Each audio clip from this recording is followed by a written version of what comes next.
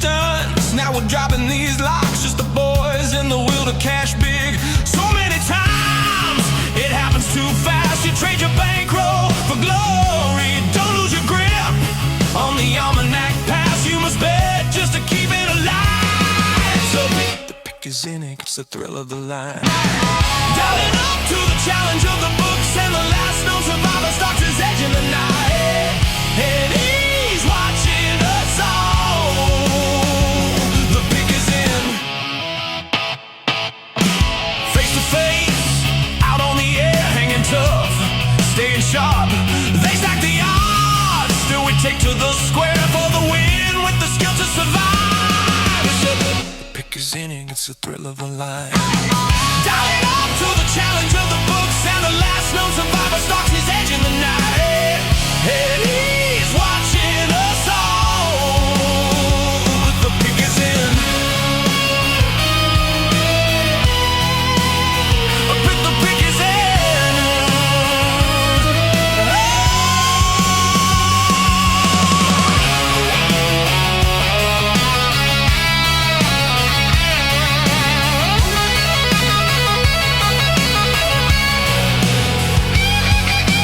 Rising up, straight to the top, had the guts, got the units, went the distance. Now we're not gonna stop, just the boys and the will to survive. It's pick is in, pick is in, pick is in, pick is in. The pick is in, it's the thrill of the line. Rising up to the challenge of our rival, and the fix might be in, but we're calling it right. Hayward's almanac, Jonah, Snoop in the fight, is the fix in?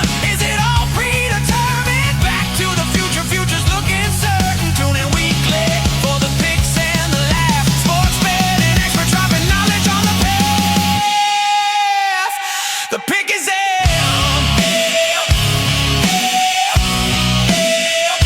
The pick is in. The pick is in.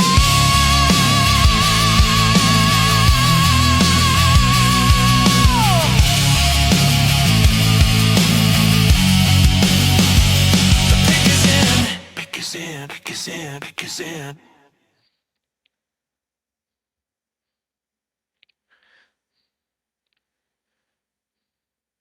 What's up, mofo? What's up? What up? What up, What's bro? going on? Welcome. Say it. Welcome to the Pick Is In podcast. Ooh, yeah, you're going to get a real cream of the crop type episode tonight, brother. Step What's into up? a Snoop Jam. What's up, Snoop Well- Von Macho Man? I don't promote Slim Jims. Calm down. Actually, you know what? I do want to start something out here. It's a somber day in the Las Vegas community. Rest in peace, Mr. Kyle Busch. We don't talk about NASCAR a lot on the podcast, but this is a legend here that needs to be recognized. The This is Busch brand new family. news. Yeah, it just came out an hour or so ago. I grew up in Las Vegas. The Busch family's from Las Vegas, so it touches the old heart here. So I just wanted to give a shout out to the Busch family there. Rest in peace, Kyle. Prayers to his family. Condolences. What up, Snoop? Another week of the Pick Is In podcast. What up, all you great people at home? Thanks for tuning in. We got a great show lined up. As usual, we try to go hard for you guys. We're going to continue this growth that we're doing. We have the great Carter Khan from Odd Podcast coming on, talking all things NBA live betting and WNBA. He's going to be dropping a little class for those that don't know anything about WNBA, like myself. So I'm going to be taking notes. That's what this podcast needs, is a little class. So, Right. So first hour, we're gonna go over our NBA news, some funnies, NFL stuff, go through all of that as well. But in the second hour, that's when we'll have Carter on. What we got? What up, Chaz? That's Chaz. Something for the Head. Everybody go check out Something for the Head podcast, hosted by Chaz Stumbo. He's a bad mofo. Go check him out. He's he's part of the family, this guy. Chaz is awesome. Yeah, I love this dude. I'm proud to call him a friend for 30 something fucking years or so. Did I say fuck already? Like we made it. It's over 5 minutes. I think we'll be okay. So all you great people at home, cheers to all you, and cheers to Snoop Von Poop, my brother from another. Cheers to you, Haywood. I like the new updated background. Look sharp, brother. Look sharp. And I finally came up a little bit today. Finally got some new headphones and got the background. So let's rock. I didn't even have to mess with your audio today. It's beautiful. Yeah. I'm loving it. I'm loving it. Just like the new Devin Booker shoes. Ooh. First, before we get into everything, Snoop, tell the folks at home where we can find all of the great work that we do. It's a little place called phoneboothpodcast.substack.com. And dude, there's so much content on here. Listen, you'd be a fool not to go here and just check it out, because you get access to, I don't even know how many podcasts are on there anymore. It doesn't even matter, but it's cheaper than your Netflix subscription. It's cheaper than a Paramount Plus subscription. So just go get it. Dude, there's so much content on there. And guess what? They got a merch store. Click on that bad boy. There's tons of merch on there. The Pick Is In shirt should be on there. We had some problems uploading it to the website yesterday, so it may not show up on there, but I promise you folks, it is there. The Pick Is In shirt is available. We'll have to double check the website again. It is there though. I was talking to our web server yesterday, and it should be on there. So everybody go get a Pick Is In t-shirt, grab a Here's the Thing t-shirt, grab a Phone Booth t-shirt. Dude, it's all there. That's news to me. Hell yeah, let's go, baby. Oh, you didn't know? Yeah, the Pick Is In shirt is released. Welcome to the party. All kinds of podcasts, all of our brothers from the phone booth over there, including Snoop Von Poop's Here's the Thing podcast, which you can check out Tuesday nights at 6 p.m. EST. It's true. I do host a podcast called Here's the Thing, and it is available on phoneboothpodcast.substack.com. Don't forget to check it out. Check us out at YouTube at The Pick Is In. We're growing this page, everybody. Let's keep it going. We love all the support that we're getting out there. That would be awesome if you can keep just helping us grow. And then go check out my guy Snoop's YouTube page here. We got to give him some love. So, hey, his subscribers are climbing. So go give Snoop a follow and subscribe on his YouTube as well. So thank you to all the people at home. And then check us out on Rumble at The Pick Is In. And you have a Rumble as well, don't you, Snoop? At Snoop Von Poop? Sure do. All right. Okay, cool. I'll have that ready next time. Oh, I'll make sure. I remember my fucking 43rd podcast.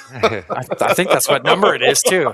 Is it really? I think that it's close. Oh, it's just a random number I threw out there. That's funny.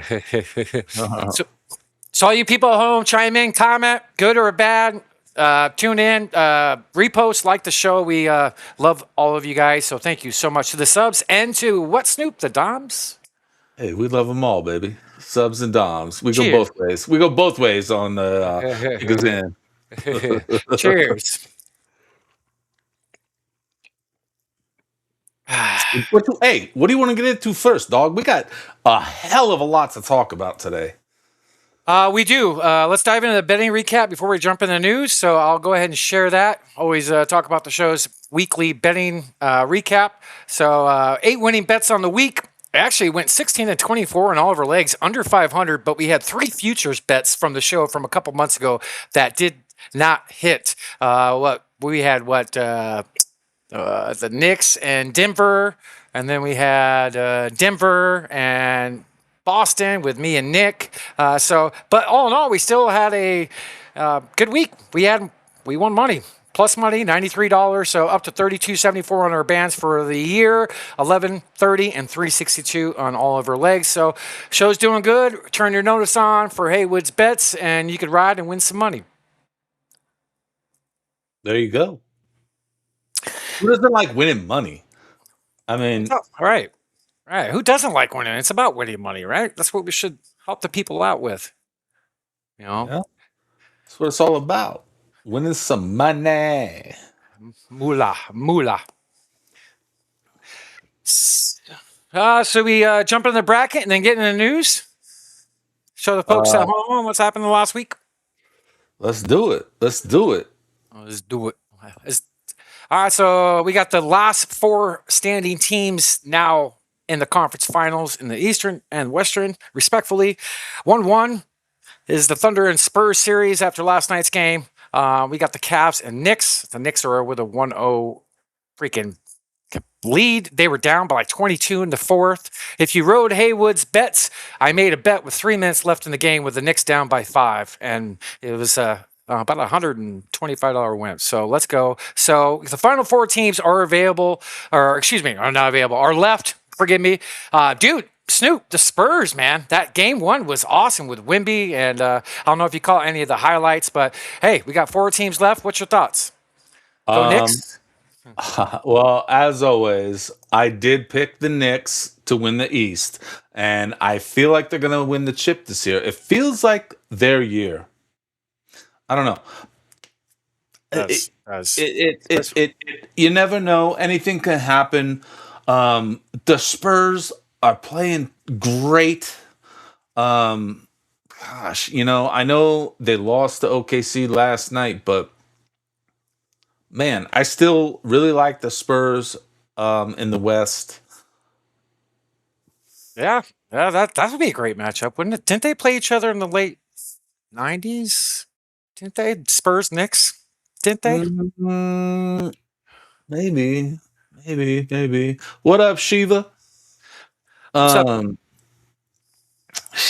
gosh, I don't know. I'll say the Knicks were in. Was it 99? Were they in the finals? Yeah. They're an A seed. They're an A seed, I believe. Yeah. Okay. Yeah. They played in the finals in 99. Yeah, that's right. But I can't disagree with you, Snoop. Especially after that game 1. Dude, the Knicks were getting beat the whole game, down 22 in the fourth, and came back and won, man. That's freaking amazing, man. I think you're right. I think it could be their year. Yeah. But you know what, dude? Maybe a fire has been ignited under Oklahoma City. Maybe losing that game. They haven't lost in the playoffs thus far. That was their first loss in the playoffs, game 1. Was. So that maybe lit a fuse to get them on track. You know what? I have some locker room footage from after game 1. I'm going to share it right now. Did you see how I pulled his hair? I seen that, but I ain't gonna call it.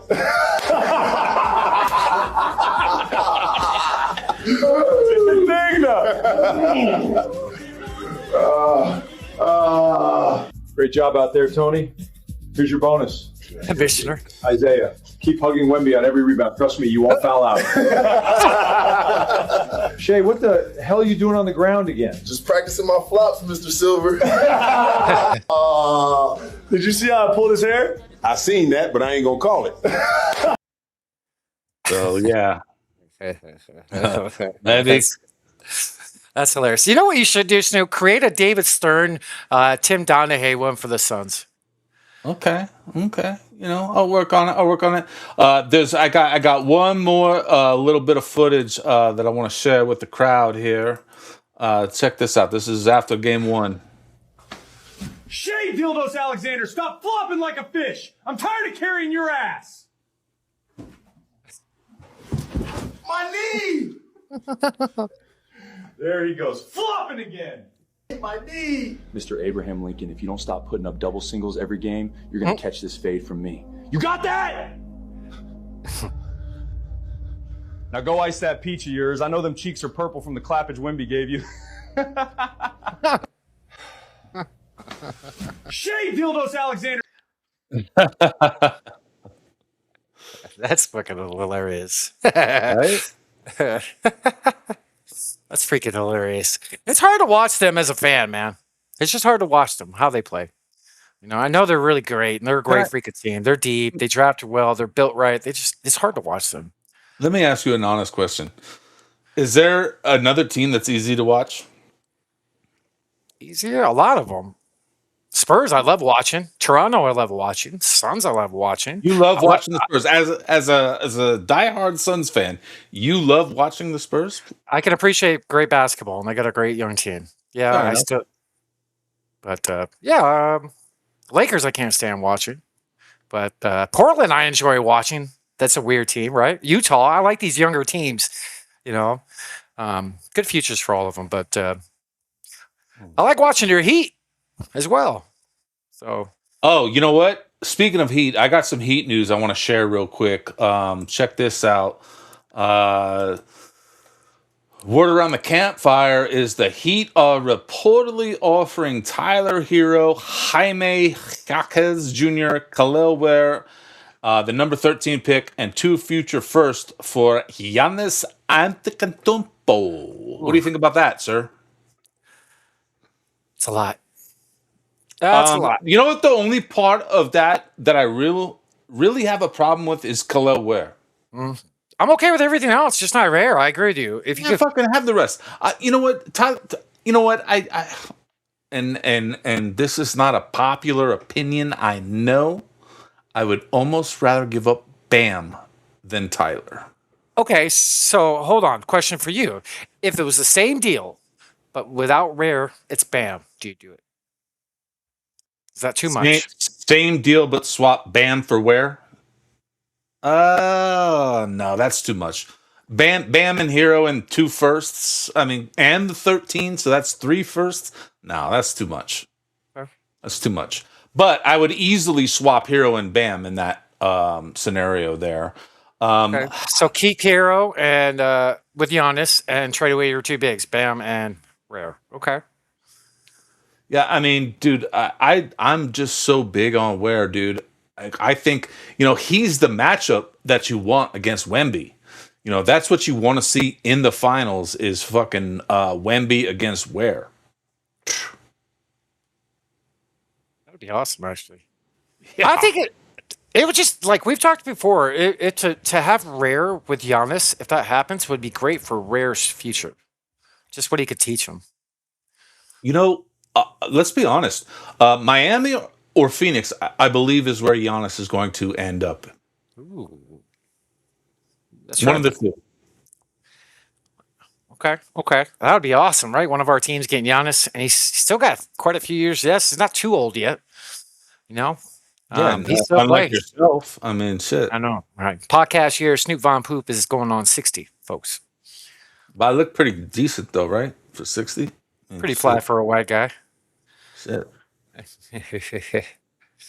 Any other Heat news? I got a bunch of news we could pump out. So I don't know. That's all I got for Heat. okay, I got stuff ready. When if you want to pull up mine, that'd be great. I could. So news in the NBA: SGA won back-to-back MVP awards, second in a row, 64 wins with OKC. So he got the MVP, which was announced earlier this week.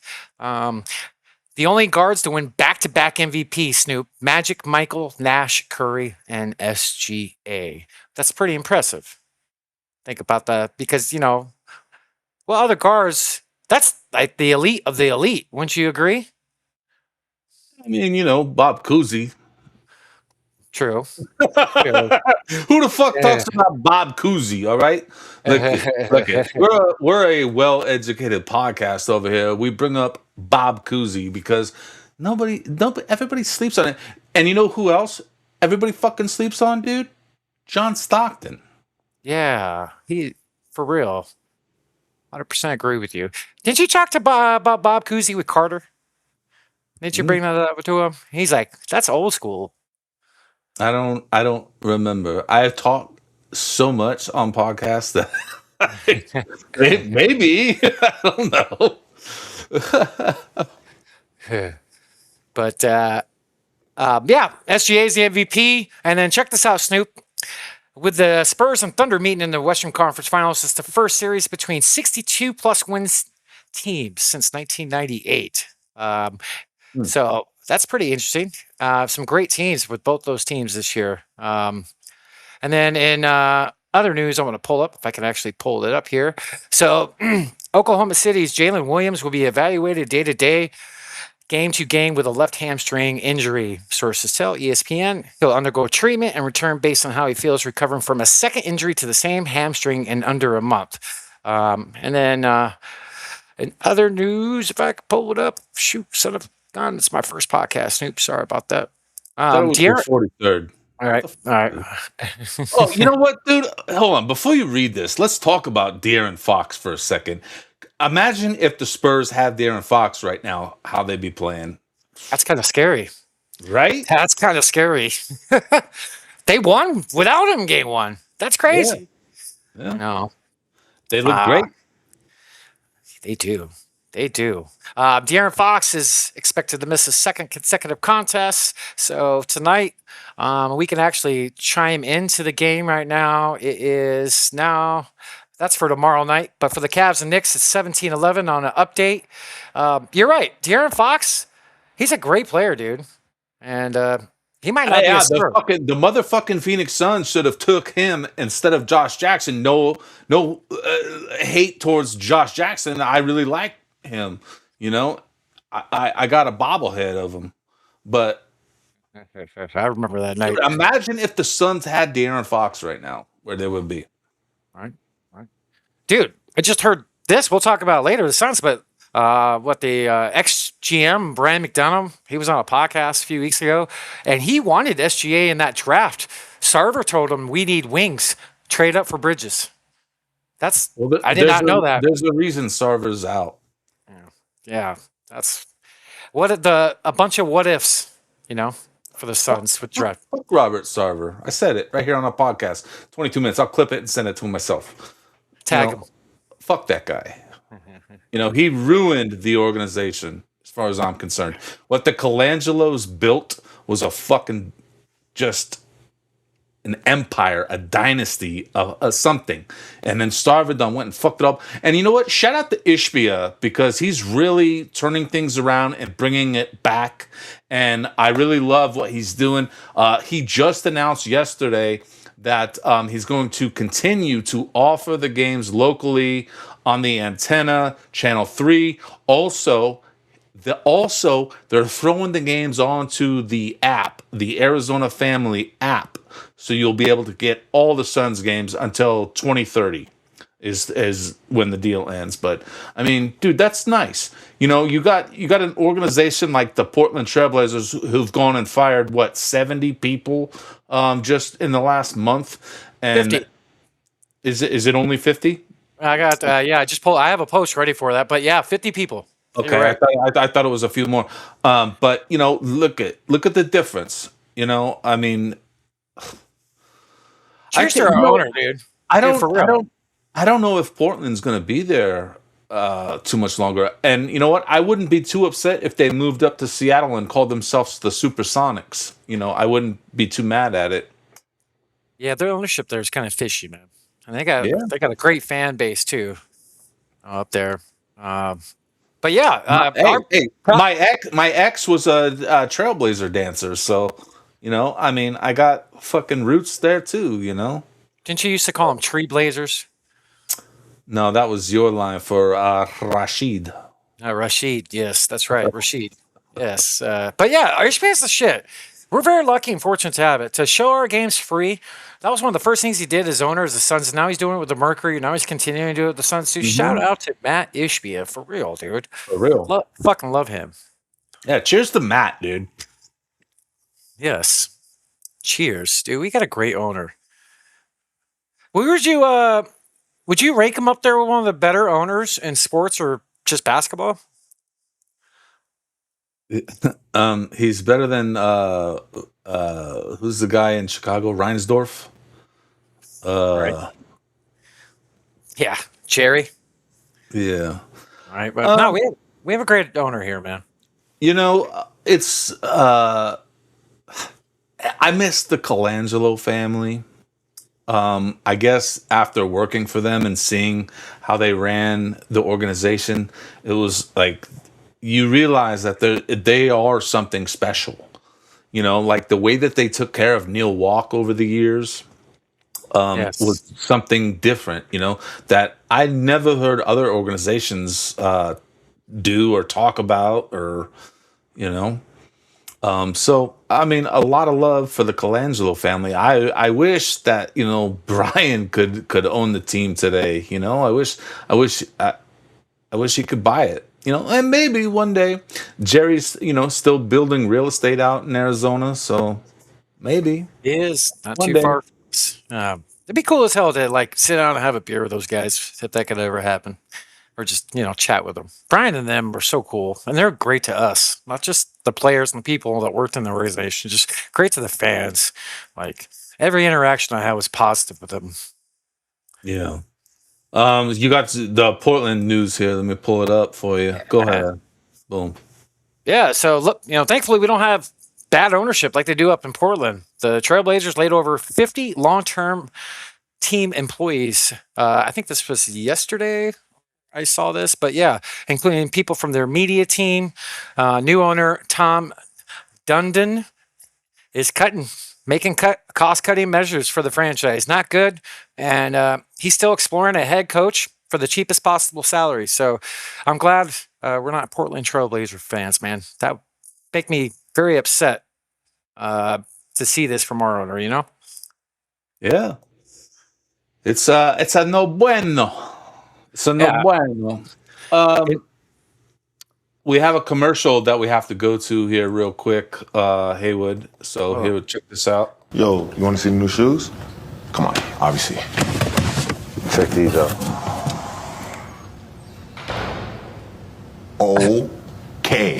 Okay. Wow. First thought, transcending the game. It's like you need a banjo for those. Those are crazy. This guy went home on the range with it. Wow. You're in 2038 with those. These are, jeez. Come on, bro. It's a joke. I can't hoop in these. Nah, obviously. I know that. This the real thing. Wow.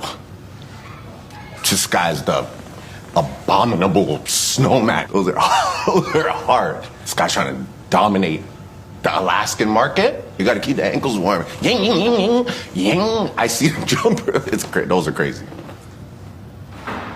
Yo, what's wrong with you, bro? You think I would wear these? Are you even a real friend, bro? I thought you were taking it somewhere else, on some fashion. Are you a yes man, bro? What? No, no. I'm supporting my brother. Obviously, if you're going there, I'm going with you. I'm gonna stop playing on it. These are it. These candies. The candies? These the ones. Jeez, the candies! The candy man's home. Ow. Oh, wait, did I just get a cavity? Someone called a dentist. Oh my goodness, bro. You know how many people are gonna be copying this off the shelves? They're gonna be like, shh, give me that. Are you dumb? Are you stupid or are you dumb? Which one? These are fire flames. I need these. Asa, what other colors? What other colors? Tell me. Yo, tell me. Don't keep it a secret. Tell me. These are hard. Wow. Are these my pair? No. Right? People, we're different. That was funny. Comic relief along with the news. That was awesome, Snoop. And you know what? Hey, we got some more shoe promotions coming later in the episode, so stay tuned because they're coming in hot. That's right. That's right. You hear about Jason Kidd, Snoop? I sure did. So Jason Kidd had 4 years left, well over $40 million left on his contract with the Dallas Mavericks. It's time to move on. He is no longer the coach of the Dallas Mavericks. Woo. They were screwed ever since they traded Luka, to be honest with you. But that was a horrible trade. Yeah, he's out of Dallas. Do you think the owners just want to move that team to Vegas? That's what I heard a long time ago. Is that the owner? I think is it the people that own the Stratosphere? I forget their name right now. Yes, actually, yes. Adelson. I've heard that too. Yeah.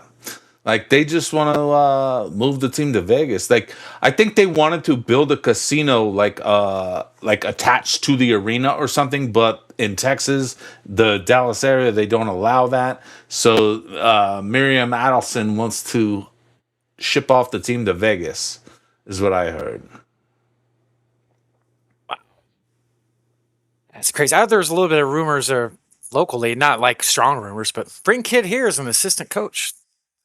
Let me ask you about that. Like, I was having a conversation online with somebody about that, and I'm all for it. You know, I don't have a problem with it, but like the person was saying, bring him in to develop Booker and Green as point guards. And I'm like, what the fuck are you talking about? Like, you obviously don't know basketball because the Suns do not need to develop those two guys as point guards. They need to develop them as twos and threes, you know, what they are, you know? Like, Yeah, weird. How about develop the point guards we're going to have under contract with Goody and Collin? That'd be excellent. You know? Gillespie's a solid backup point guard. We need a true point guard on the team. Got the whole summer. We'll see what we do. A whole summer. Yeah. In other news, the New Orleans Pelicans are hiring Jamal Mosley as their new head coach on a 5-year deal. He accepts the Pelicans job after 5 seasons with the Orlando Magic, where he guided the Magic to 3 consecutive playoff berths and 3 consecutive playoff losses, and I believe all in the first round. So they got themselves a new coach. And then Snoop, I forgot to show this with SGA. Check this out. My bad for not bringing it up, but the only players that ever to win back-to-back MVPs and back-to-back titles are Russell, Mike, and LeBron. SGA has a chance to join them. That's pretty crazy. What did you say? Is that soundbite? That was awesome. Hey, you know what? If he can, I mean, if the script writers want him to, he will. I mean, Right. you know, let me ask you a question. As a fan of basketball that's been watching, you know, the game for 40 years, you know, like, does this team, like, it's, you know, not any team specifically, not any player specifically, but like, does this era excite you? It does. It does. I still watch. I still love it. Still have a passion for it. Maybe not like Right. it used to be, but it does, yes. But does it feel like something's missing? Yeah. What do you think? So if it feels, you know what it is? To me, it feels like AI versus organic music. You know how you can like tell the difference? Like even though the AI music sounds really good and we like, talking about practice? yeah, we talking about practice. But yeah, no, I mean it's just something feels off. I don't know. So like I'll say this. Like I'm an old head. I still believe the old NBA is better, but the players now are way better than what they were back in the day as far as a lot of them. Like there's more talent. It's just the kind of type of ball. That's growth. That's just growth, you know? I mean, it's obviously they're going to get better. Just like with anything, you know, even like the wheels on a skateboard, they've gotten better over the years, you know? Once they started bringing in polyurethane or whatever it is. Snoop, I got a good one for you, actually, for your AI. Go get like 3 refs from the 80s and have them ref a game today. Like with the calling. Like, you know, like not just the fix, but like the physicality, the hand checking, the fouling, you touch a guy, it's a flagrant. Like, that'd be kind of cool. I mean, hold on. You got the same AI I got, so. All right, I mean, maybe I'll fuck around with it. Yeah, fuck around with it. Get you a pull. Dude, cheers to fuck Dimebag Daryl. Rest in peace, brother. Cheers to dime, man. Yeah. Oh. Whoa, man. For y'all that don't know, Get You a Pole is said by Dimebag Daryl, one of the greatest guitar players of all time. What a beautiful human being he was. Like, and I don't mean that as far as looks. Like, I just mean that in how genuine his soul was. Like when I met him and like you could just feel it, like his energy, his aura, like there was something about him that was magical, you know? Like, oh man, rest in peace, Dime. Rest in peace, brother. He was awesome. Saw them once. I told you the story, but one of the best shows I've ever been to. Straight up. I think it was June 21st, 2001. That's the exact date. The Extreme Steel Tour. The first time that Slayer and Pantera toured together outside of Ozfest.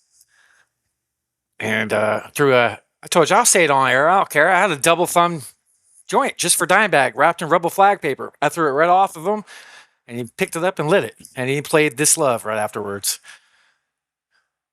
Amazing. So I got other news, Snoop. Should we get into that real quick? I'm almost done with NBA. I got a few more things, but the all NBA rookie teams were announced with Cooper Flag. Dude, Dylan Harper, Flux's freaking family. Was it family or friend? I think it was family with Harper.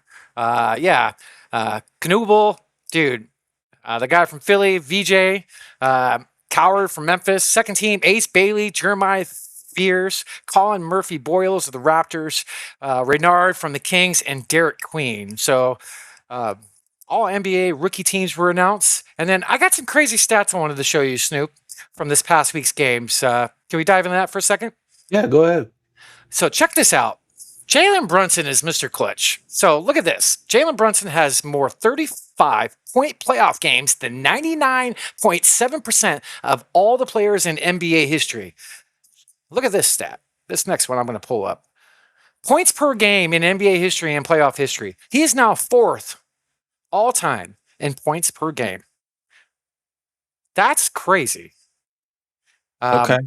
That he's clutch. He is really clutch. Yep. Listen.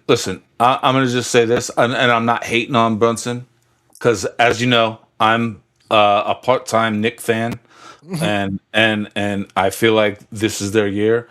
I just don't think he has as many games, so I think that his numbers are just a little askew. I mean, all right. I think there's a minimum criteria on those games, but dude, he's I don't know. I'm not sure how many points he had in that comeback, but he went off. He is, I think my friend Jay, the Knick fan, he has a nickname called Mr. Clutch or something like that. But anyway, he's balling. So are the Knicks. Yeah. Now you asked me last week. We'll see. I mean, let's revisit that stat. In a couple years. Let's get him a few playoff games under his belt, and then we'll see. Now you brought up last week. You brought up James Harden possibly being overrated, right, on that list.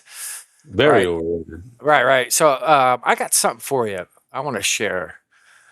So James Harden's 17-year career has made the playoffs every single year. I did not know this. Did you know this? No. Okay. I've never thought to look into it. I've never cared. Okay, but on the other spectrum, as far as your point, James Harden has the most playoff games shooting under 35% since 1955. He had another horrible couple games in that last series. When the moments are big, he does not shine. So I just wanted to talk to you about that. But I'm definitely seeing your point more and more I go through it. And like one of my guys I looked up to, Doug Franz, talked about this week. He's like, let me ask you guys a question. 2 questions. Is he a first ballot Hall of Famer or is he not a Hall of Famer? Which one you react the most? And then he talked about it. Man, this guy is very freaking like, he might be overrated, brother. I think he might be onto something. Yeah. I mean, he just like what if you look at like all his accomplishments are individual accomplishments, and like there's not a team accomplishment there, if that makes sense. Yes, that does make sense, actually. And I'm not trying to hate on James Harden. I think he's a great ball player. He just doesn't fill that role. He hasn't established himself, as a true leader, as a someone that you can depend on and be as your number one. 100%. 100%. You know, Makes some great points. I will not name the person, but I have seen the blueprints and the renderings of his new house that he's building in Arizona. And you know, Weren't we supposed to have first game on that court? It's pretty sick. But you know, Yeah, if God bless. we were supposed to play on that court, but that's not going to happen. But yeah. You have any other NBA stuff, brother? I'm pretty much all done with NBA except Suns for later. I do. I wanna get into last night's game and Dylan Harper for a second. Go ahead. So he left the game with an apparent injury, and so let me just play the video. He did? And then, and then we'll discuss this. He went to the locker room. We thought he was coming back. Peeks his head out. Exhausted and tired, too, after all the minutes he played. And then went back for further examination. So Ashley was there. Still keep an eye on that cover of Spurs. The Thunder are without their starter, Jalen Williams. He went to the locker room. So he wanted to come back into the game, but they told him no. Why is that?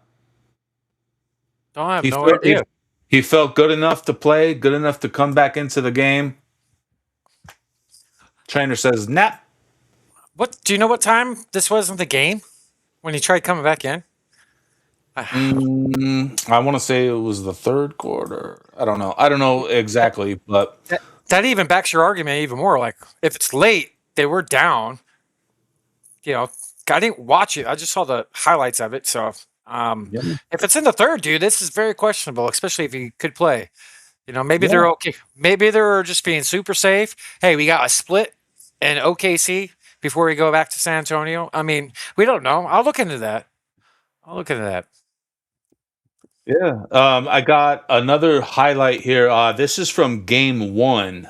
And let's look at your boy Chet Holmgren here. Oh, yeah, I saw this. Wimpy off the offensive glass here. And that's Hartenstein fighting up. Harper made the pass. Wimpy off the offensive glass here. And that's Hartenstein fighting up. Harper made the pass. Pulling the old "hey, would you blow me" fucking move and stepping on the foot there. What do you think about that? I would pull the shoelace. I wouldn't step on your ankle. I got bad ankles. I'm not going to step on your ankle, but I'll pull your shoelace. But that's dirty as shit. And the rest didn't even fucking see it. And to be honest with you, it happened twice in the game. You were only seeing clips of the one. But, dude, this is just a little fact of why I don't like watching that freaking team play. Yeah. I get it, man. I get it.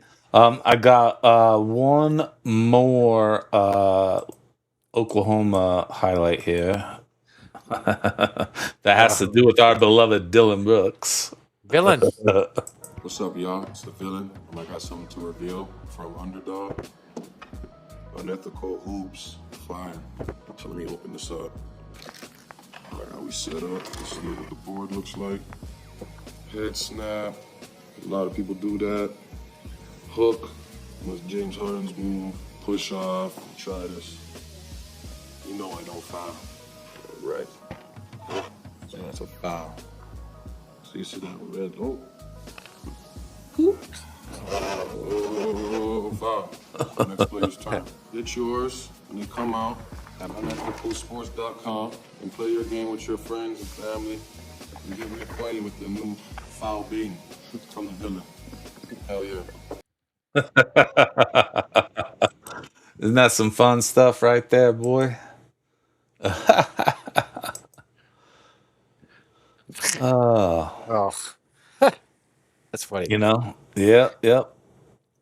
Let's see. I think everything else we're gonna get into with Carter, you know, that's gonna be some fun stuff.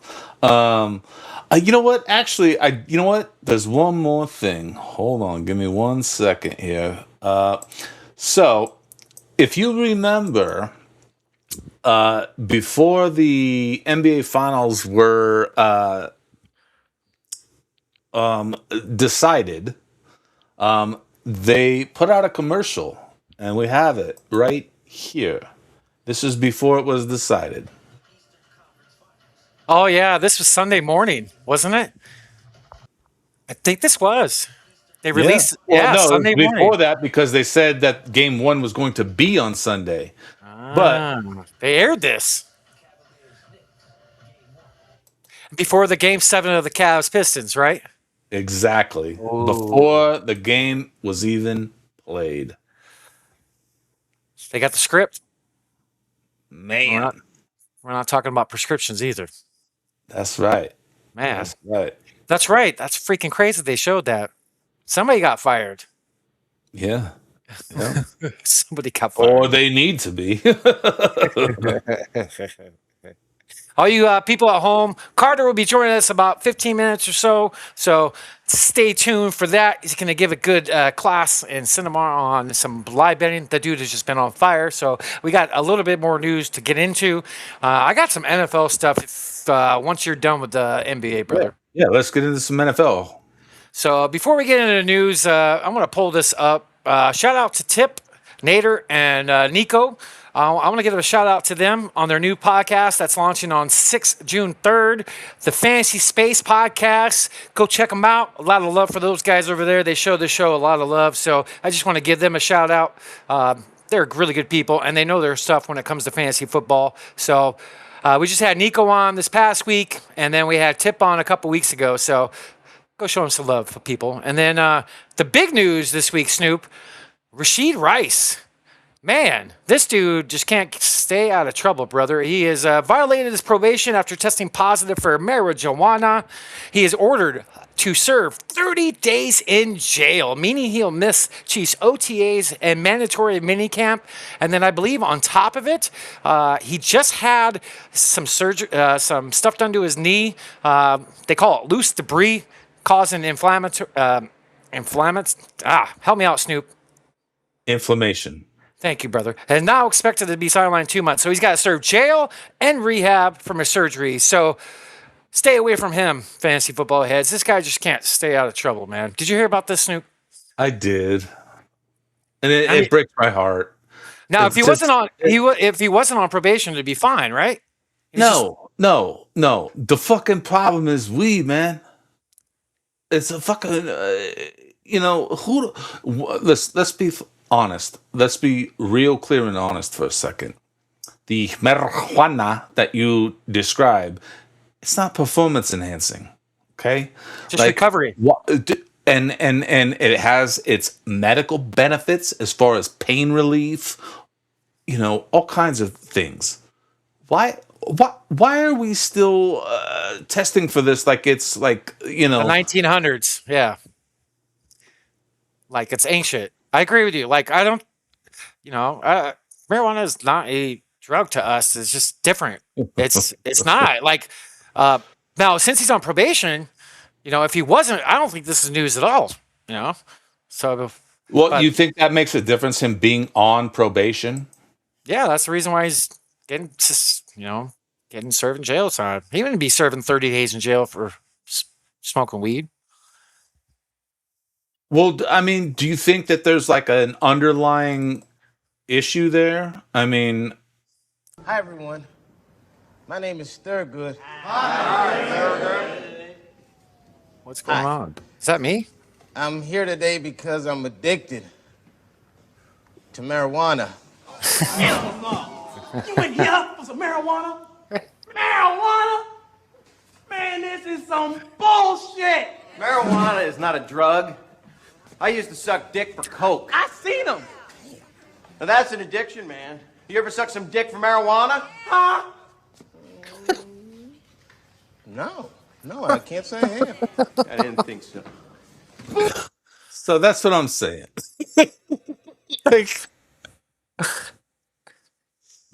Oh, they should have made a sequel. Great timing with that, Stu. Great fucking timing. Oh, man. I got more news if you want to move off of that.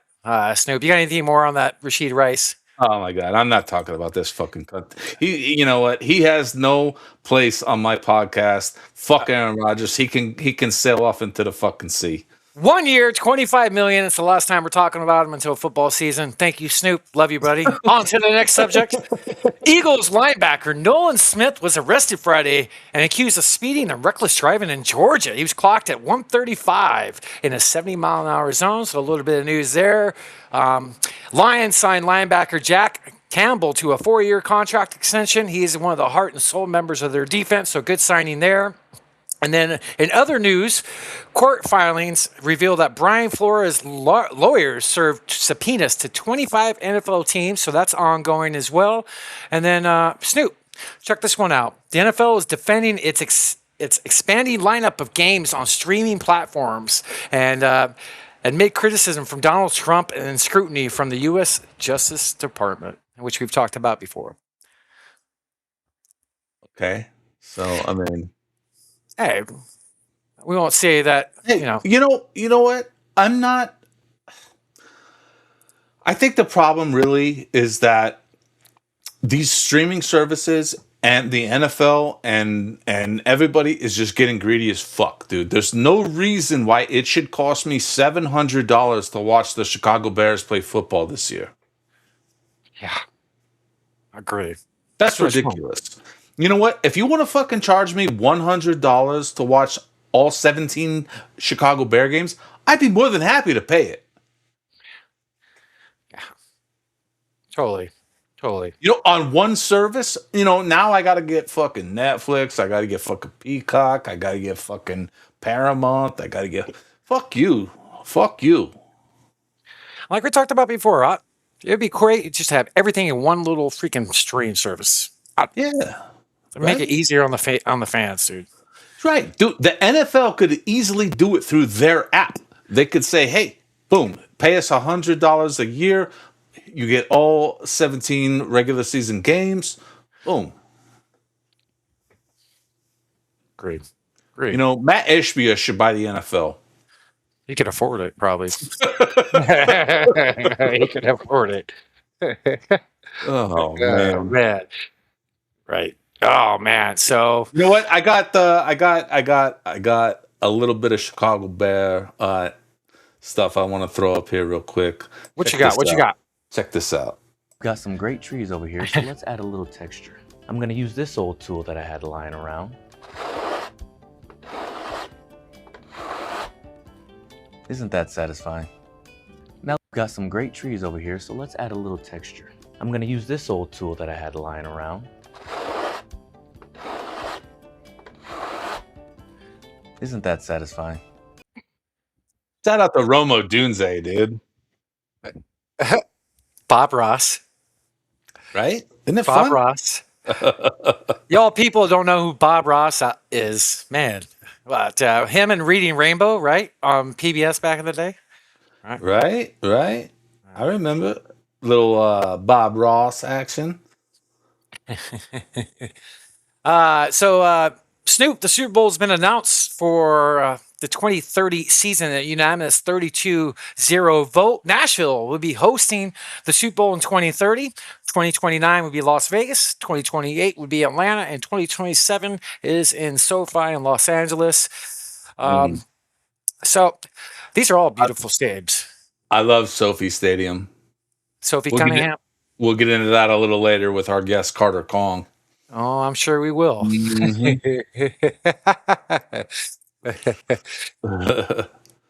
But I want to dive in before we get our guest should be joining us here shortly. Before we dive in, I want to talk about. You have any more NFL by any chance? Let me see. I don't think so. No, but I you know what? I got one baseball thing we should throw in real quick. This is ridiculous. What you got? Edwin Diaz has been tied to illegal cockfighting in Puerto Rico. Oh yeah. Like, listen, guy, if you haven't learned anything from Michael Vick, it's that you don't fight animals, guy. Okay? Be it a dog or a fucking cock, you don't do it. Jesus. What is wrong with these guys, man? Oh, dude, what's wrong with people? I don't know. I guess that's a big deal in some of those South American and countries as well. It's like a big deal to do that. Yeah, I guess. I mean, fuck, Mike Tyson was racing pigeons. All right. Well, he wasn't fighting him though. Yeah. Well, it's a little better. But, I mean, what the fuck, man? Like what? I mean, listen, if you're I don't know, is there enough money in racing pigeons? Am I wasting my time podcasting? Should I be fucking racing birds? Like That's funny. Oh man. All right. What you got here? Cardinals schedule? So I dove into it this week, Snoop. We're going to be fucked. Yeah, Straight up. 1 in 15 or 16. We're going to be fucked. So 6 of our first 8 games is on the road. 9 of our first 12 games is on the road. Every team is gangster at the start of the freaking season. We don't have a bye week till December. So that means we're going to play 17 straight weeks without a bye week. We're going to be crappy, dude. So this brings me to my next point. This is the player we're targeting next year. Mr. Manning from Texas. We're going to tank. We're going after him. The schedule is not favorable whatsoever with my team after deep dive. And I want to call out my team for a second. Jacoby Brissett's holding out. I want to talk about that, Snoop, real quick. Okay. He's holding out. He's the best quarterback on the roster. He's look at the team's salary cap. They got $31 million available right now. He doesn't want to play on top of the dump, dude. Your dad would be proud of him. He was. So $31 million is what we got available. He's holding out. I want to bring up what he makes, if I can find that. So as of right now, he's making 9.1. He wants 20 to 25. Just fucking pay the dude. Stop being fucking cheap. This guy is the best quarterback we have on our fucking roster. Why is our team being so damn cheap? This guy should not be holding out. Just give him a 1-year, $25 million deal. The guy's a good freaking quarterback. I don't care if you're the worst quarterback in the league. If you're starting and you're a starter, $20 million plus is what you should be making. So, Cardinals, get your shit together. Straight the fuck up. Like, pay the man. It's ridiculous. Man, may I say something? Go ahead. I don't think he's worth $20 million. Oh, a lot of quarterbacks probably isn't, but the dude is the best quarterback on our team. Just He is. He paid the guy. We're not better with him holding out. This just shows me they're cheap. They have a crappy owner, and we're taking for Arch. This is what that means, And I have so here, if I think I have it pulled. Hey, up. I have no problem with tanking. It's the name of my dog, for crying out loud. Tell the folks at home about your dog, Tank. Tank. Is it Tankin or Tank? It's Tank. And he's got a fucking hole in his mouth. So his tooth sticks out and he looks vicious, but he's really just a sweetheart. So I just had to vent and get that out. Our schedule's brutal. We're going to as be crap. a Cardinal fan, you have to probably vent, and I'm glad that we could give you a platform to vent from, 100%. I just had to get that out of the way. Sorry for cursing and getting a little vulgar. Who is it? Who the fuck is this? Who we got? Who we got here? What's up, Mr. Carter? Boom! Our boy. Cheers, brother. What's up, Carter? Can you hear us? Can't hear you. Mike. We got Mike. no audio. No audio. He's got a new mic, it looks like. Yeah, he's got a whole new setup. Yeah, he does. Oh, shit. Your audio is not working, so, we'll figure it out. But until then, dude, I got one more little thing that I want to bring up because this is fucking wild right here. Let's look at this. Victor Wembanyama, look at his shots. Look at where he only has one from way out there. And that was with 27 seconds left when they were down by 3. Yeah. Yeah. So that's wild. Like, look at that shot chart right there. That is fucking wild. There's no 8, 10-footers. It's literally a layup on every shot or a dunk. Oh, This dude, if he keeps improving, he might be one of the best of all time. His ceiling's Defensive Player of the Year and MVP. he might be something someday. Right, Mike Carter, did it. say something if you can say something. Nada. Can't hear you.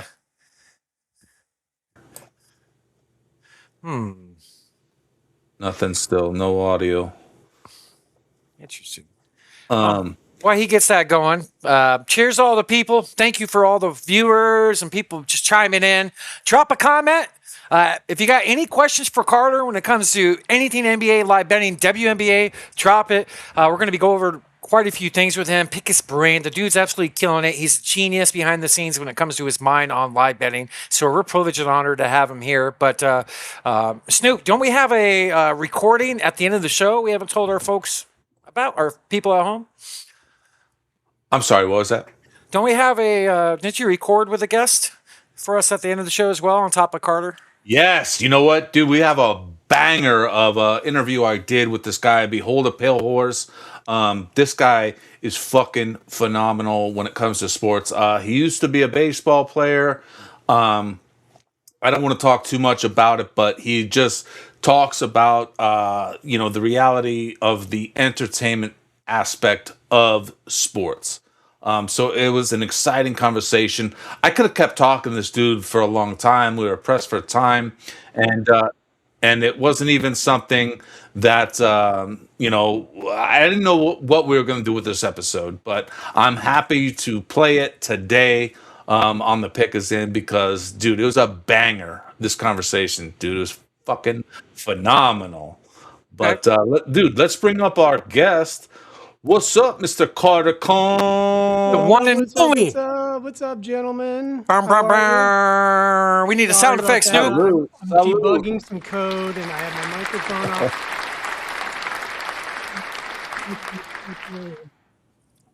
What's up, Carter? You get a new setup? I did, man. I did. I got a microphone up here. It's working. Awesome. So I got a new headset today. Got a new background for I can do the visual. Look at this. And everything, dude. You are like. Yes. Chill. You like the sports book? I do, man. It's a nice backdrop. It actually looks clean. Sweet. I know. Freaking cheers to Carter, my brother from another friend of the podcast. This guy's got a great mind. Freaking absolutely love this dude. Y'all folks at home are in for a treat. So how are you? How's your day? And how's your bets right now? Bets are good, man. We've had a couple good days in a row. So I bet the ladies because the ladies return money. And by the way, I heard you talking about fighting with cocks. Never fought with a cock. I just want to make sure that everybody knows that. Okay. I was drunk in college a couple times, but you never know. But anyway. So yeah, ladies have been good. They've been cashing some bets. And yesterday we had a banger day. We cleared 5 figures. We netted out almost 600, which was a nice day. Oh yeah, let's go, dude. You've been killing it, brother. Yeah, it's even tonight, man. Tonight there's one blowout in action, which still bodes well because Sykes is about to put up some points. So if anybody's looking for a bet right now, I would say Sykes 10 points. She plays for Toronto, and she plays for the Tempo. It's an expansion team, so she's definitely going to clear 10. So that's -1.375 right now. It's not great. Pair it with like McBride or Howard, you're going to get yourself to probably +100. But yeah, Sykes is about to go off, I think. Sykes plays for which team? Tempo, the Toronto Tempo. They're a new team. They're an expansion team. Okay, and we got a couple new expansion teams, correct? We do. And we got Portland and we got Toronto. Okay. So yeah, that's at -375 right now. What was the second thing you said as a combo? So maybe put that with McBride for 10. She's minus. Let's build it right now. So yeah, McBride for 10. And then throw in Howard for 10 to get you to -207. Help me out. I don't know who these players are and what team, so I'm building this on the screen. Oh, okay, let me look at your screen. I can help you. Hold on. All right, let's pull it up. I got it shared up here. So a little early. Yeah, cool. So go to your 10 points. Go down. I'm on the right game. Yep, you're on the right game, brother. Okay. So yeah, click on McBride there for 820. Okay. All right, go up a little bit. Click on Howard for 10. Click down to 15 points. Let's put Courtney Williams for 590. All right. Use your boost. It's going to get you up over 100. I don't know if you want to do it. There you go. I'm going to get you right there. If you scroll down a little bit, let's see who else they got for 15. Since it's a blowout, I need to be careful here, brother. I don't want to give bad advice. No worries. If you're feeling something, we could do it. We don't have to do this yet. So you're throwing it up. Miles. Put it in Miles for 10. Go up to 10. See if Miles is in there still. Might have to show more. Nah, she's not in there. They took her off. They only put her for 15 probably. Okay. So yeah, you don't have to build that right now, but I mean, I'm a guy that likes negative 120s to, plus 300s. Like that's my wheelhouse. I like to play kind of heavy 50s to 100s. So I like to double my return. So I would play that all day, what you got on the screen. Let's do it. See what happens, brother. All right. So we got one in the chamber, and then what I'll do right now is, as you guys talk for a second, I'm going to post it to the show right now, so I'll do that. Snoop, you got any words for Carter? He was on your show recently, right? Yes, I do have some words for Carter. I bet you do. Let's start with hello. Hello. Sorry, we got Coda Dog in the background. He's also a rookie when it comes to podcasts, I guess. Oh, Coda, come on, man. Come on, Coda Dog. You know what? My favorite thing about talking to you, Carter, and because we get to talk about the WNBA, which is a subject near and dear to my heart. I was thinking about you yesterday. Where are you? Thinking about Sophie Cunningham, and you're going to bring her up. Oh yeah, let's Ride the pine a lot. Oh boy. Oh boy, here we go.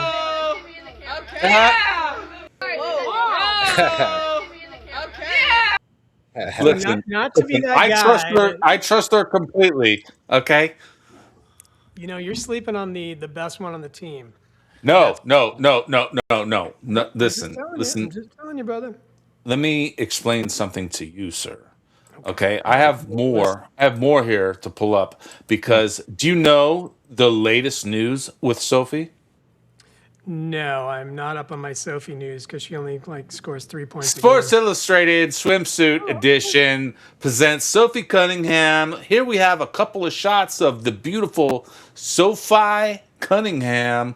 I mean, dude, just look at this. I mean, what a work of art she is. She only got 3 points. No, she's been playing well, actually. She had 16, I think, the other day, 9 the other day, 9. But listen, let's be honest. You can't knock her if she's slacking in the stats. She just is coming off of a knee injury. Okay. First of all, you know way too much about Sophie Cunningham. Well, I subscribe to TMZ. Tell me how many rebounds she averages, what she did her last fucking 4. Scores, I don't know. A little more. Jeez, that's funny. But you're sleeping on, actually, when you look at the team, Lexi Hall. Are you familiar with Lexi Hall? Never heard of her.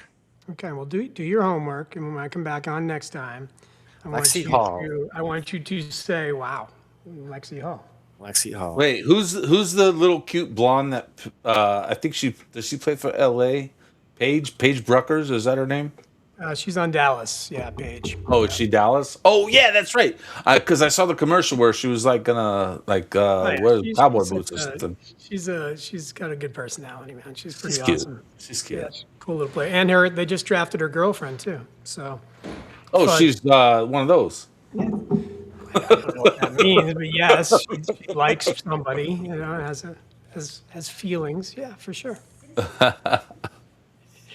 Oh man! All right, so everybody at home we placed the bet on the show. I just made a link underneath the show on my post at Haywood's Almanac. The link is there and the picture of the bet. Oh, I gotta bet that too because I'd be a bullshitter if I didn't bet it. So okay, I just wrote it as well. Sweet. Right. Let's go. So, Carter, a few weeks since you've been on the show, man. How the hell are you? I know you're a busy man. Things are good, man. I'm locked in Code World. I'm working on a new project with my team, and my investor group is looking forward to this thing popping. So it's another WagerWise project that we're doing. So we did something with Evie before, which is kind of Major League Baseball, homers, contact, but this one is like next level. It is something, honestly, I put almost 200 hours into already in the past like 2 weeks. So something that's near and dear to my heart. Oh, it sounds like what I did with Grand Theft Auto this past couple weeks.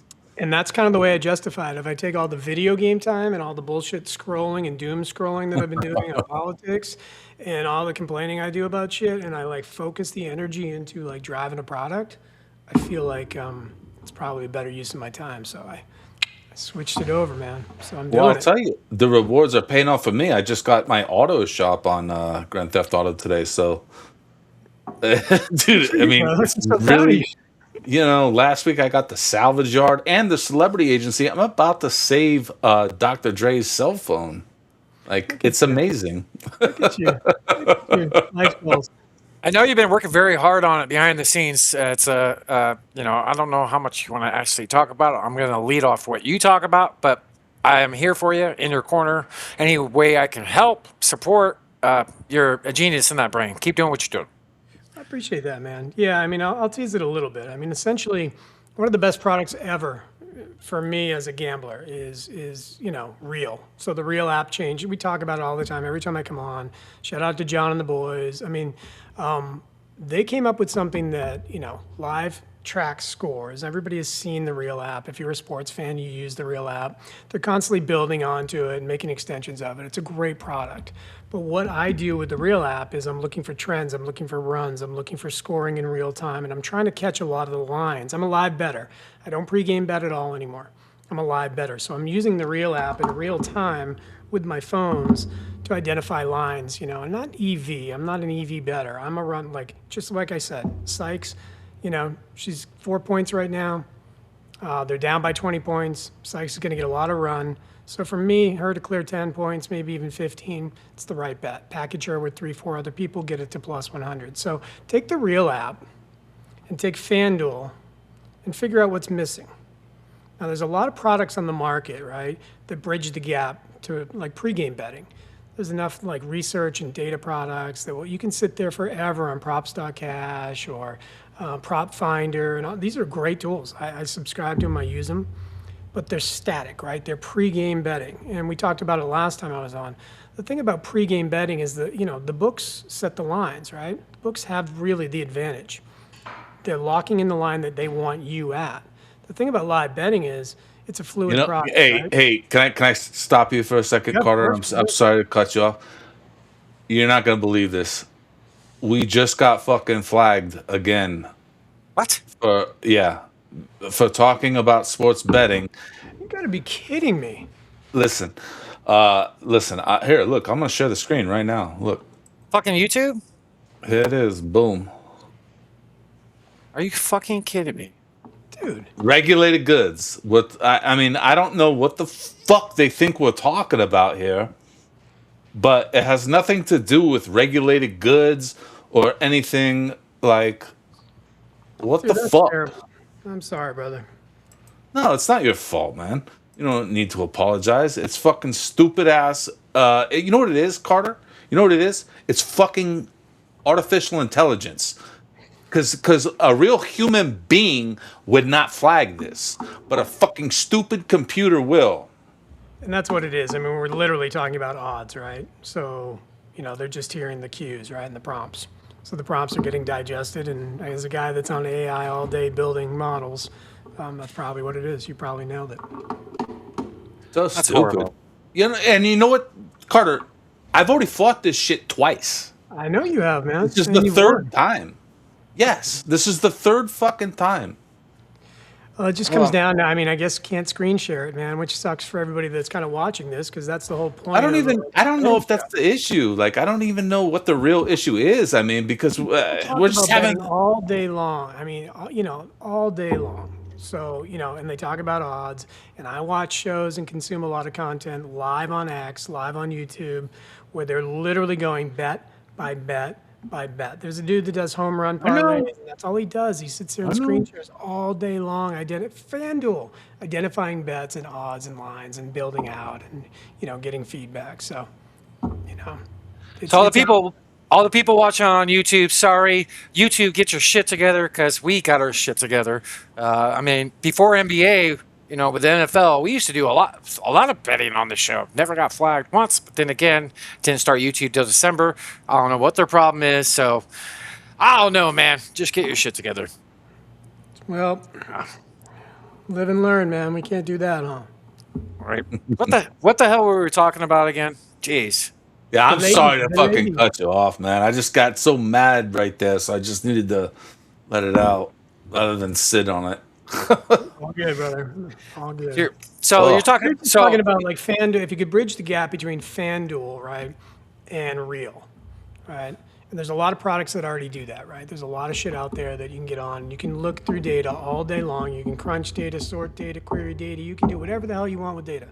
But that's not going to help you when the game starts, especially a fluid sport like hockey or basketball or women's basketball, right? It's about flows, it's about pace, it's about usage, it's about indicators that really FanDuel's model or the book's model is really in tune with, but there's no real live model that's in tune with those betting indicators, right, that I'm talking about. When I'm looking at pace, I'm looking at usage, shot volume, turnovers. There's formulas that are really accepted right now, right, by the books that they use to set lines. But there's not a product that can really, that I've found, that can interpret those lines in real time. So that's what I'm working on. And well down with my team on getting this done. So what it basically is it's, you know, think about Real with betting cues. Bam, right now, hit Courtney for 15. Boom, hit this. This is the hammer. You know, populate your bet slip. Would you like to, you know, unlock an extra bet? Here's who we suggest. Like, imagine if there was a tool like that. Now, data's expensive. Shit ain't cheap. I can tell you that. But that's You don't have to tell me. That's exactly. That's the product, right? So you're looking in real time at a real, and this is my app. In real time, you're looking and it's giving you cues on who to bet. And you literally can sit there and you can bet in real time, add stuff out, take it to your slip, all right? And you can bet. So that's the tease, but a lot of code on this thing. Groundbreaking what you're doing, brother. Especially with your head all the time. I know you've been putting tons of time into this, and I mean, it's honestly, yeah, it's exhausting. But I know it is. Like channeling that energy is the right way to do it, right?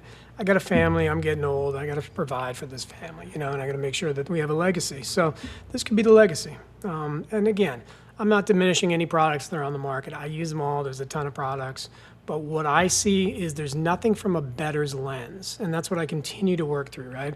Like, how would my brain interpret these signals? How do we code that, right, to get real-time cues so I don't have to sit there and use my brain? I'm literally getting Carter's cues right here and being like, dude, that's it. Boom, that's it. Bet this. You're getting real live push notifications. You're live on the app and you're actually seeing what's happening and it's cueing you on what to bet. It's giving you data screens that you can do pregame betting if you want to.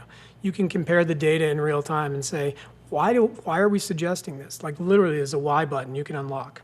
You unlock the Y button, it tells you why. It even gives you a formula on why we're actually suggesting that. So for me, that's the product. It's for the data heads too that, you know, it's for the stoplight better. So think about the dude. I mean, you see it all the time, right? I do it all the time, right? You get to a stoplight and you're like, all right, I'm going to check real app, see where my guys are. What if there's just one button when you went into the app and it literally said, bet this dude, you're at a stoplight essentially. Can you imagine that? And just hit it and then you move. And then if you, like that, that's the alert that just came up right now. It says to bet Bonner for 6.5 more rebounds, all right?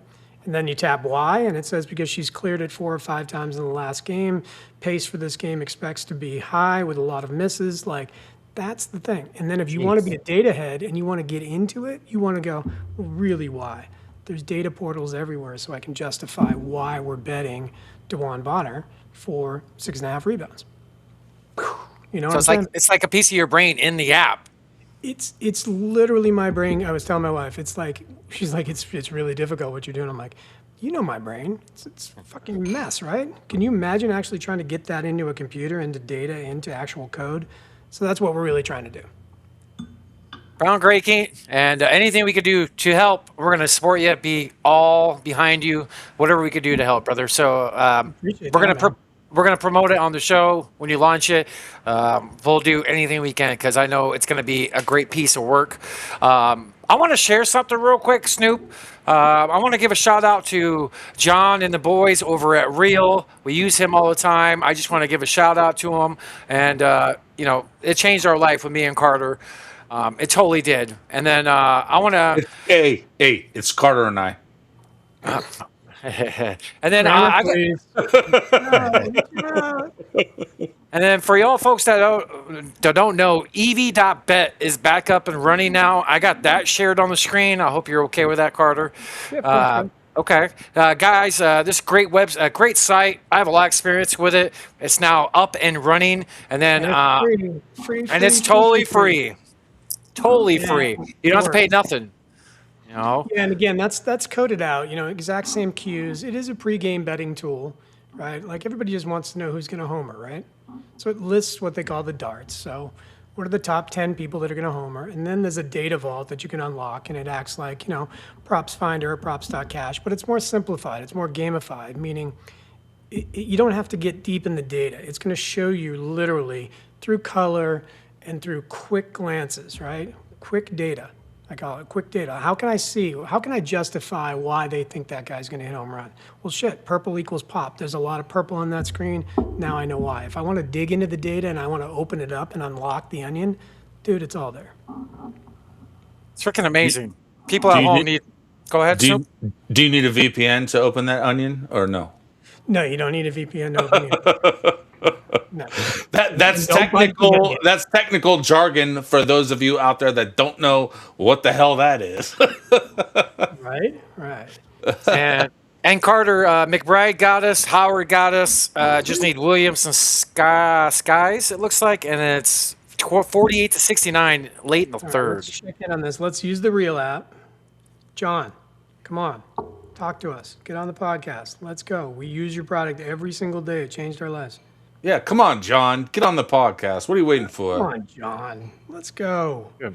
He's courtside. He's busy now, right? Yeah, right. He's big man. He's big man. Must be nice. I bet his YouTube stream didn't get shut down. That's crazy. And then Snoop, I have Carter's X page. Go give him a follow, everybody at home. He's at Odds Are Podcast. I like all the new graphics. I like how you're posting a hell of a lot more now. I love it. So go give our guy a follow. Go show him some love. Appreciate that, man. Absolutely. All right. So, dude, I appreciate you even making time to come on. I had to tell you the other night to get some sleep. Yeah, you literally, everybody in the whole house was telling me that you need to stop because, but, again, it's something I enjoy, right? I mean, I love betting, and if I'm winning, right, why don't channel those wins, right, into other people that can win? It's us versus the books, and I think this industry kind of forgets that it's us versus them. It's not us versus us. So it's us versus the books. The books are a behemoth. They have billions of dollars. Our job is to take it. Our job is not to hoard it, not to falsify slips, not to be, those guys that are taking from each other and giving them shitty products. Our job is to give to each other, to help each other win versus the books. So if we can do that through a better product, through better community, better, friendship, it doesn't matter, man. That's our job, all right? Anybody that sits there and goes, well, I'm a FanDuel affiliate and my job is to get them more subs, that's awesome. You're taking care of yourself, but make sure you still understand that it's still us versus them. You know what I mean? Very well said. It is us versus them. We should be a community. Let's not tear each other down. Let's help. And that's what we're trying to provide for people with this podcast, with you coming on. I don't care if it's about table tennis, WNBA, whatever the heck. We're making people money, and you have a gift, and I'm trying to help people with your head. So thank you. Thank you. Yeah, somebody said to me the other day, like, why do you bet, WNBA? Because it's the softest market. It's the easiest market to penetrate. The model is very weak on the sportsbook side. I wouldn't say it's free money, but it's low-hanging fruit. You know what I mean? I do enjoy watching the women, and if you haven't watched the women lately in the last year, clip that shit right there. Carter says the WNBA is low-hanging fruit. There is some ballers now. I mean, there is. Yeah, Sophie Cunningham. I know. It's at this level. Was I telling you the other day, Haywood? you're looking at it, right? These are 40-minute games, and now Oh, yeah, we're putting yeah. 85 to So, 105 points each team per game. Think right. about that. So it's 8 minutes less, right? You're dealing with a 40-minute game, quote unquote. The pace is usually a little, it's perceived as sluggish, but it's not. When you start looking at the pace, if you look at like Heidman or Page or anybody that's pushing the ball, they're up and down the floor faster than like an AAU team. It is amazing basketball to watch, regardless of what political spectrum you're on, what you care about, and it's soft, like I said, meaning it's easier to bet. The lines are slower to react, right? There's less players, there's less superstars, there's less people that are going to achieve their lines, their props. Being a prop better only, I don't bet, straight up like over-unders or lines or spreads. I bet props only. It's the softest market that I've found. And if I get into table tennis and you know what, there's a market there, then we're going to make an app for table tennis too, because our job's to win money. Well, what about pickleball? Like, what do you think about pickleball? Like, are you ready to jump on that action, or? Dude, I got experience with pickleball, so. Okay, so let's get into that. Yeah, I'd rather pass on that one, to be honest with you. Yeah, I mean, pickleball is a sport, right? I mean, there's high level competitors. I'm gonna quote you. Pickleball's a sport, yeah. It's a sport, bro.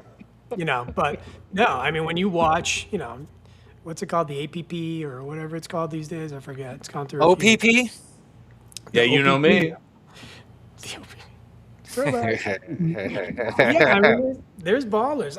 I'm talking about from a betting lens. Anything that you can bet on. I don't care if it's billiards. Like, let's win money, man. Right. Tell the folks at home you're talking about the lines though. It's very generous with WNBA. Like there's a lot of cushion. Talk about what you saw as a flaw yesterday.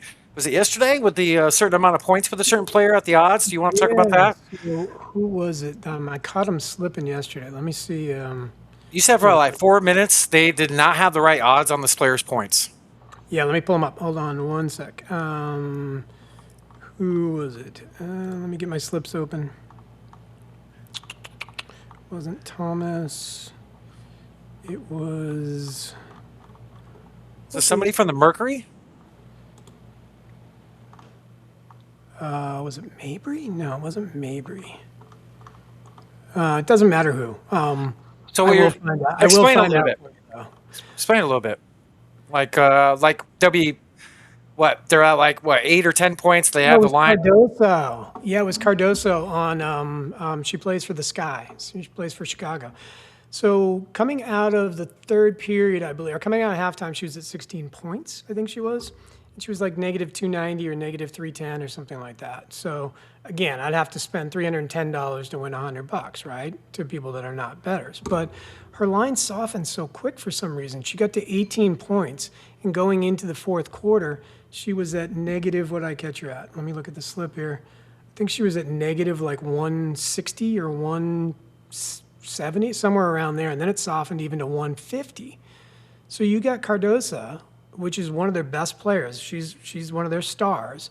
She's at 18 points, and she's, negative 150 for, 20 points. Didn't make sense. It made no sense so much that I had to check myself, and I just kept loading my slip going, what is going on? So I packaged her with Paige Beckers and Natisha Heidman, and, so I put that in. I got it to 151. So, 100 pays you 300. It's like I put her with Fudd and Paige again, and that got it to 127. So I just bet her, and I just packaged her with 5 or 6 people that were, again, 1 or 2 points away from their line, and knowing that they're going to be on the floor in the fourth quarter because it was a closer game. It finished up a 10-point game. So my head is just going, I'm just going to put her with everybody. I'm going to put her with everybody until the line changed. And then about 2-3 minutes into the fourth, it adjusted to like negative 480, just like that. Like somebody caught it. Like the AI finally said, oh yeah, I'm back from a coffee break. So I don't see that with NBA. As a guy that's so intimate with the lines all day, I don't see that with the NBA at all. I don't see them slipping. And when they do slip, it's so quick that it adjusts, and you've seen that, dude, right? I mean, where we're like texting each other and we're like, why do they have Cade right now at like, negative 210 and he's 5-0, and then boom, it adjusts to negative 450 like that. Carter, let me ask you a question. Like, you don't see the NBA slipping? Not to the extent that I do in WNBA.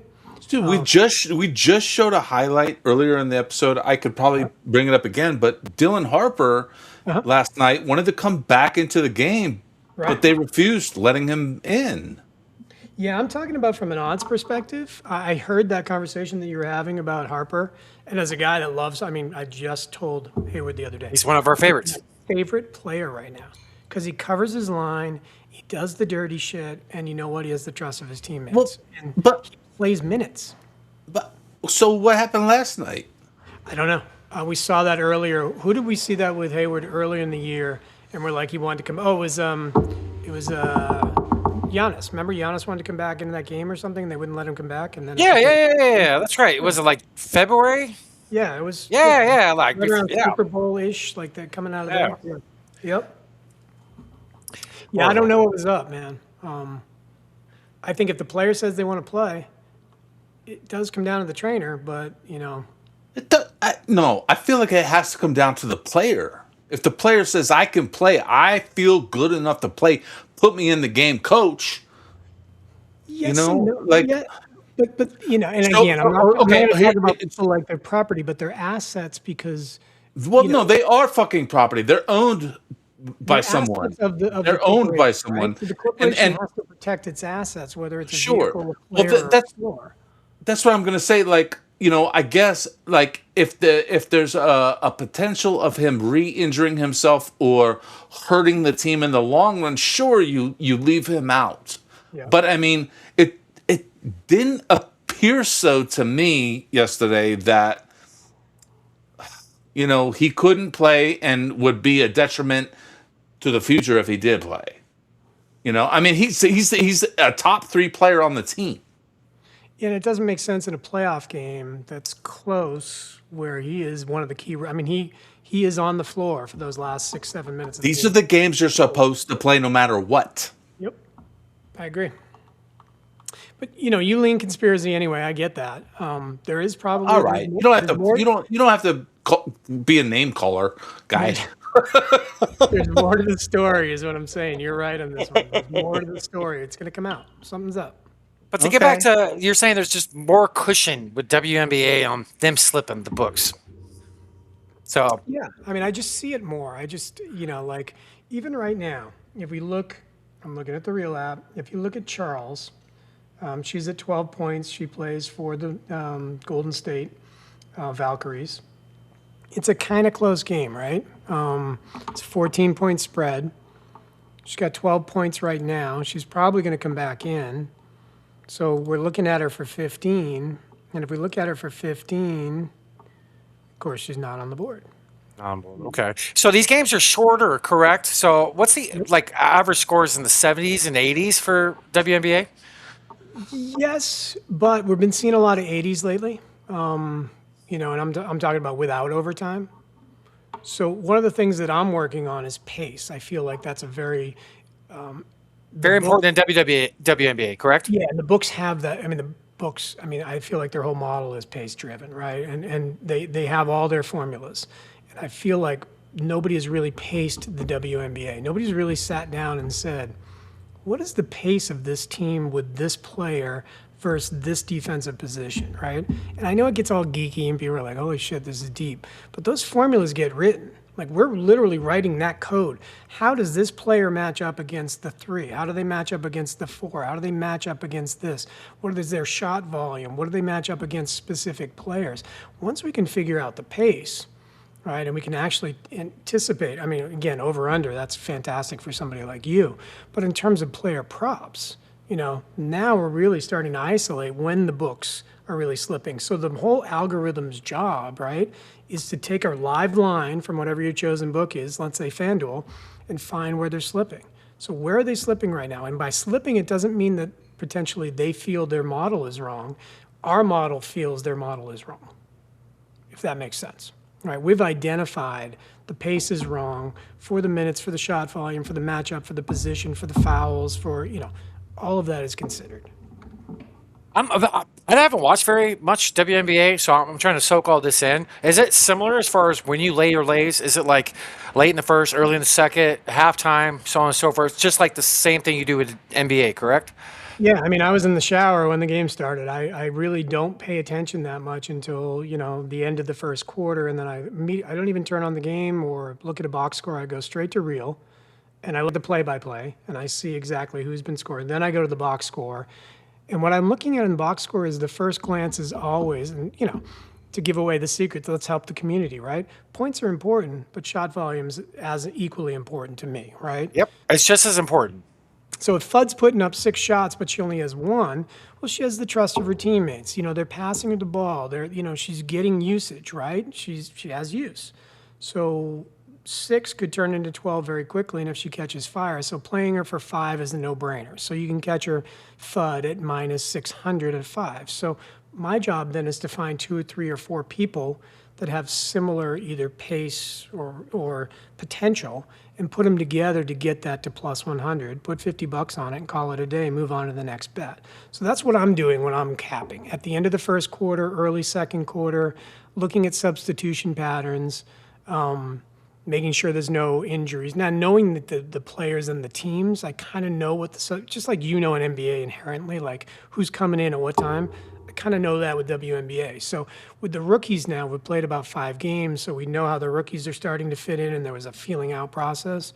But I feel like now we kind of know how the rookies are fitting in and where the trust is. So yeah, coming into the second quarter, out of the first quarter, is where I feel the lines are starting to adjust.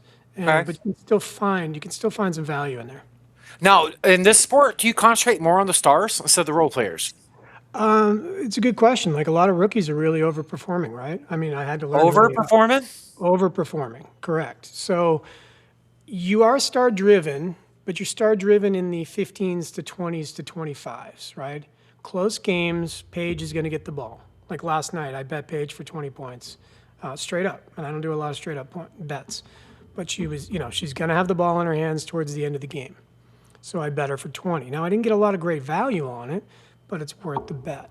So stars late, role players, I love that you can bet 5 points. You can do that in the NBA on FanDuel, but I love the 5-point kind of threshold to 10 points because you can really get somebody like a Tina Charles, or let me look at my, Saloon, or a Hayes. You can really get them to get to 5 points with value. And again, we're trying to put together a parlay. We're trying to put 3 or 4 people together to get that to plus 100, plus 200.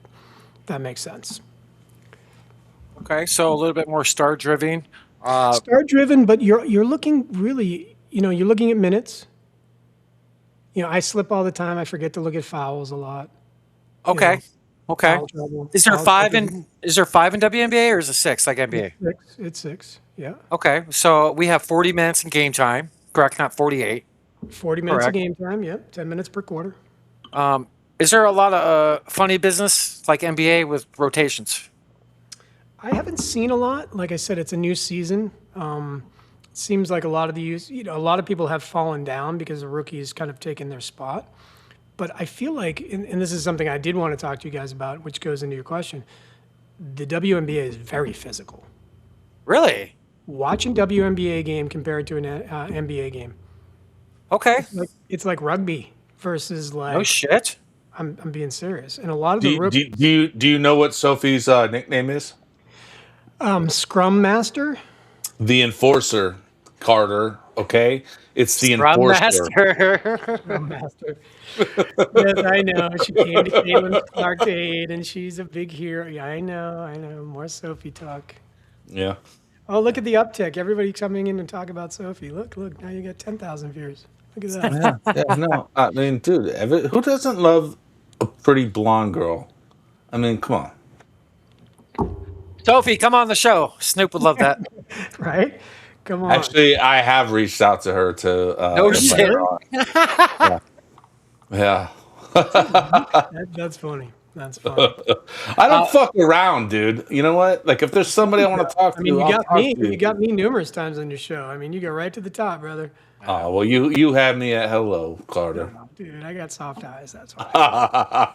You know what you look like to me? Dana Carvey. So, yeah. So you said this before. Hey, I got to check on the dog. I'll be right back. Yeah, somebody on one of your shows, I think it was when I did the one-on-one interview with you, said I look like, what's the guy's name? From Dana Carvey plays that one guy. Garth. Garth. Yeah. Yeah. Says I look Yeah. like Yeah. Garth. Yeah. He said an intelligent Garth, I think. And I said, you know what? I said to my wife, do you know who Garth is? And she said, no. And I showed her a picture. She didn't say anything. She just laughed and, the little giggle that women do. I'm like, Oh, that's not a disagreement. is that a bad giggle? Is Garth handsome? Not handsome? I don't think he's. You know what, dude? I think Garth is handsome. All right, I'll take it. Yeah, and you know what? I think Garth was intelligent as well. So I feel like that's a compliment of sorts. Of sorts. Yeah. Like that's a compliment of sorts, right? Dude, yeah. What's going on with Sophie Cunningham? Let's talk about her for a second, because you are more up to date probably than I am. Is she gonna play? What's going on with her? Her knee is okay? What? Yeah, I mean, if we look at her game, I think let's look at her game logs. I'm a data guy. Let's talk facts, right? So facts are Data Carvey. Data Carvey. I told you, I already registered it. So her line last night was a whopping 15 minutes, 2 points, 2 rebounds, and 1 assist. She went 1 for 5 and 0 for 4 from downtown. Yeah, she wasn't in foul trouble. She played about the same minutes that she normally plays. Yeah, that rookie, I forget her name, Johnson. What's her name? I forget her name, but Johnson's kind of taken over a lot of her minutes. And by a lot, I mean she's in the 20s. Johnson's in the 20s, whereas Sophie is now in the 15s, 16s, 17s. So her minutes are getting gobbled up by, a rookie. But yeah, I wish she would have never been traded from the Valley. Yeah. Unfortunately, she had relations with. That's why you like her. I get it. With upper management. All the time. Yeah, I get you. Well, no, I never even paid attention to it until I started talking to you about the WNBA, bro. But she's my new favorite basketball player, male or female. She's my new favorite. Yeah, I got some favorites. I mean, I like, I like her work ethic, and there's nothing against it. I'm betting production. I can't bet work ethic.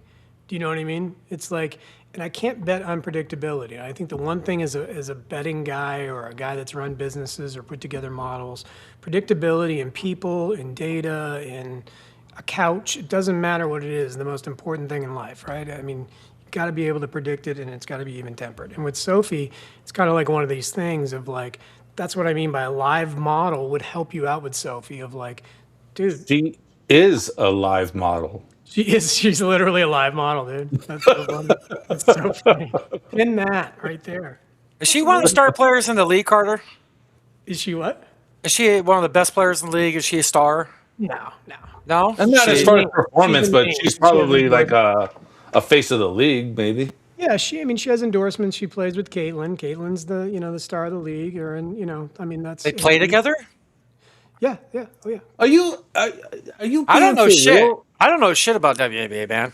Jesus Christ, dude! How do I know more about the WNBA than you do? You answered your own question there.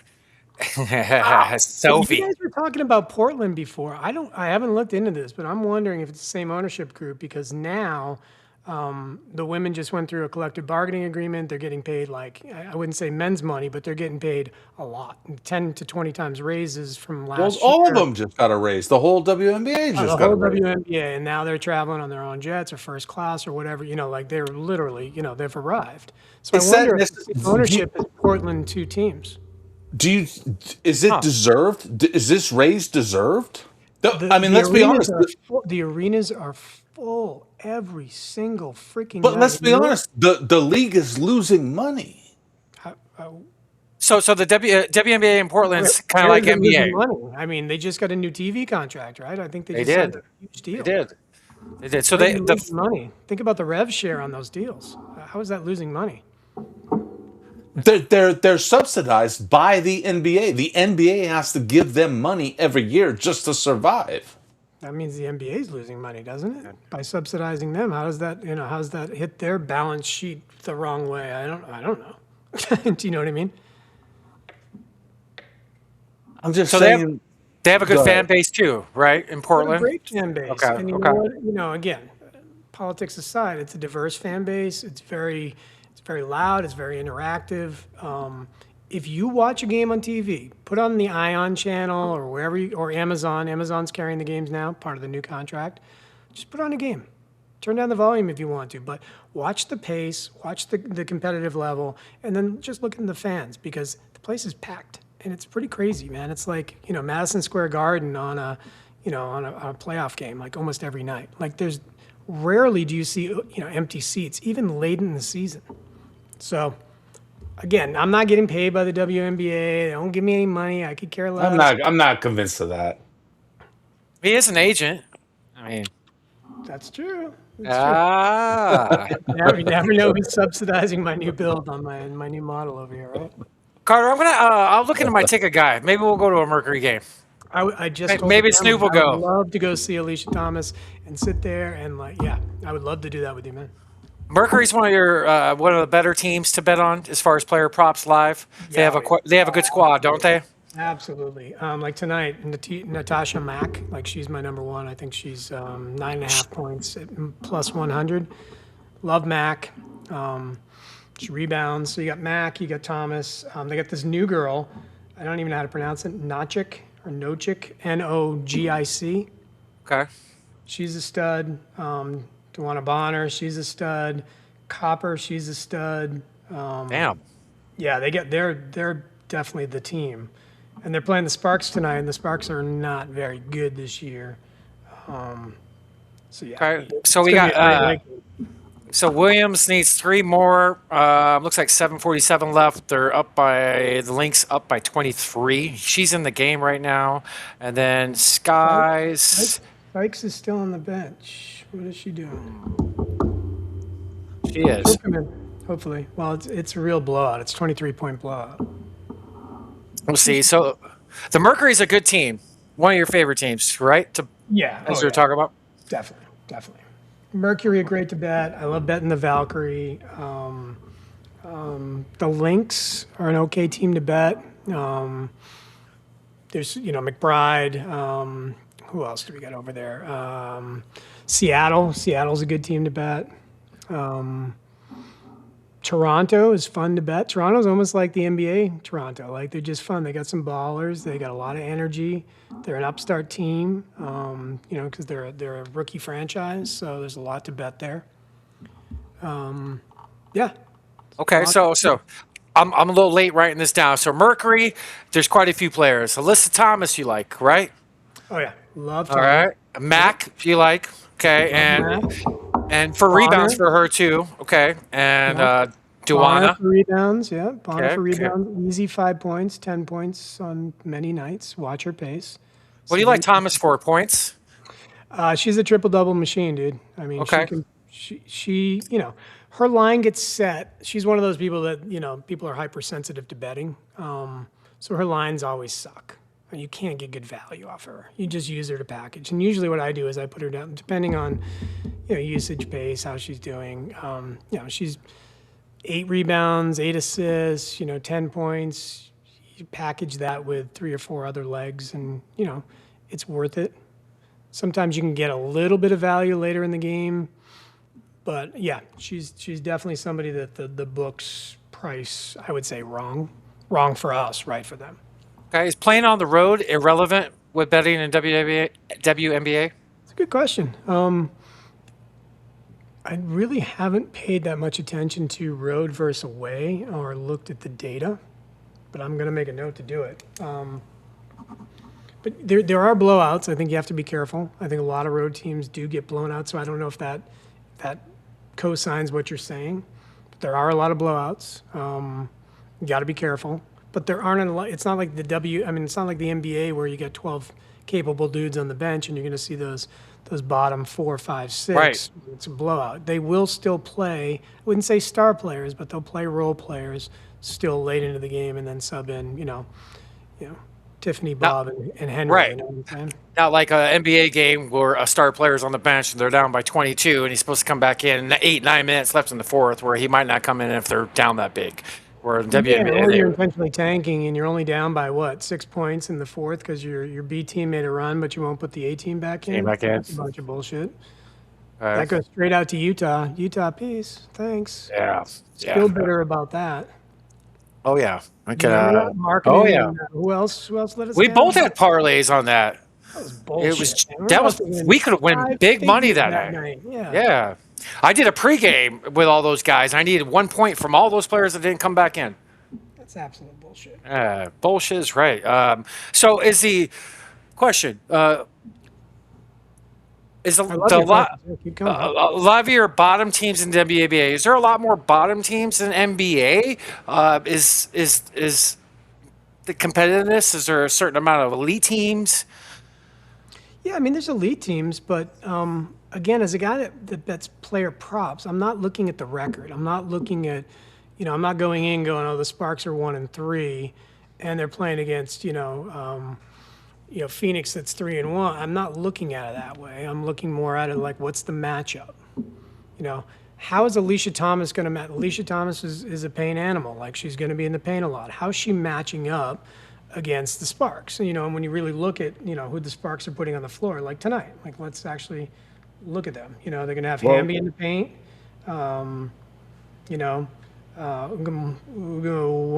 Maki, I forget how you say her name. And then Brink is starting to get more minutes. Cameron Brink, by the way, if you like tall, lanky blondes, there you go. There you go, Snoop. Stop it. You know what? That's what this guy taught me was it's all about matchups. When he was trying to teach me how to play fantasy football, he said it's all about the matchups. Yeah, and that's how I cap football. I mean, that is my number one thing. How is wide receiver one versus, and yeah, there's a whole model we have for that as well. But yeah, for me, it's all matchups with that. Williams cleared 15. Skiles is not in the game. Skies. Not in the game still. Thanks. She'll come in. She's going to come in for us. Here she all right, comes. let's go. Yeah, it is. It is all about the matchup, especially in fantasy. But same thing. We look at it the same type of lens with betting. Like what he said, he looks at it as well. So yeah, it is about the matchup. Maybe all of us can go to a game. That would be badass. It would be badass. Snoop, you ever been to a WNBA game? No. I think I've been to one. I think so. Hey, why not? The hate these ladies get on the real app, man. Oh my. Oh yeah. Oh yeah. It's terrible. Like, as a guy that looks at the comments, because I look at the product, I'm always looking at the real app and what they've added and how the social layer interacts with the actual betting layer or the data layer. The hate these ladies get compared to the NBA guys, it is ruthless, man. Is it worse? Oh, I mean, look at Sykes' comments right now. She has 288 comments that are just like, it's pretty bad, dude.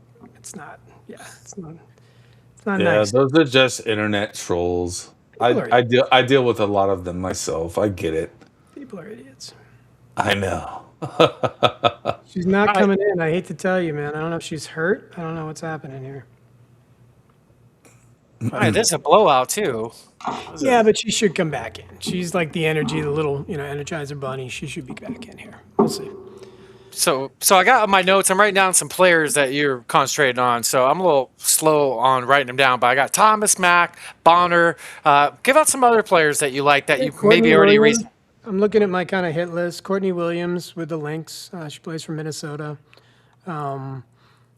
She was a good player last year, good for 10 all the time, 15 on a good night. She's been putting up 15 pretty much steadily. Okay. Let's see, who else we got? Burton puts up 10 easy. She plays for Golden State. Okay. Olivia Miles is one of my most favorite people to bet. She was on Miles. She played for Phoenix last year. This year she's on the Lynx. She's a guard. What do you like on her? Points? Yeah, points. The usage has been weird in the beginning of the season. I think they're trying to figure out the rookies and because she's new to the team. But yeah, she's good for 10 every night, Miles. Okay, and Burton, you like points as well? Yep. Okay. Yep. Excuse me.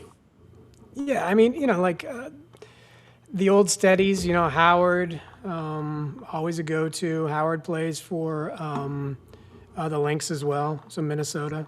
They got a good team, it sounds like. right. I love this player, Kiki Rice. Cool name. She's a rookie. She plays for Toronto. A lot of energy. Like it's super disciplined. Yeah. points for her and points for Howard too. Yep. Points Howard, rebounds as well. Okay. Yeah, in terms of like the who's who, it's a deeper dive, honestly, because there's people that can win you money, like at value, and there's other people that can just, you want a package, right? So in full transparency, and the reason that I'm transparent on social media is because I'm a volume better. We may go, this first window, we may go 1 for 6 or 0 for 8. Doesn't matter to me. It's the next window as well. So like last night, the first window, I think we hit 1 bet. So we were down $200-300. And then, I had to go pick up the boy at work, and I had to drive around, and I got the real app open, and I'm just like, and I had my bets out, and boom, we're just cashing. So the volume play for me is kind of the way I bet. I don't Similar to NBA, if you're feeling it, you don't mind putting some of the same lays in a different lay, correct? Yeah, I mean, again, the same thing we just said about Cardoso. When I find somebody or 2 or 3 people, I will play, those 2 or 3 people together. I will try to find 3 or more, 4 more people to throw in with them. I will continue to find those negative 800s and negative 1100s to just sweeten it. And the thing about parlay is, and I don't know what FanDuel's formula is.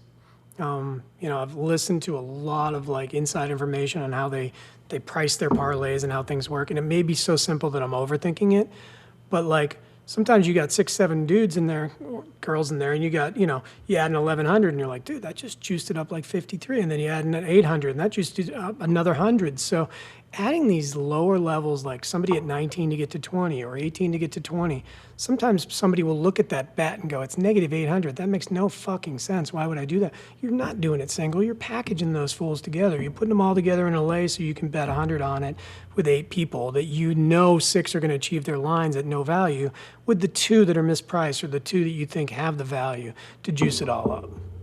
That makes sense. Well, good reads on the first one. It looks like she's not going to get back in. There's 3 minutes left. It's still like a 30-point game. So super blowout.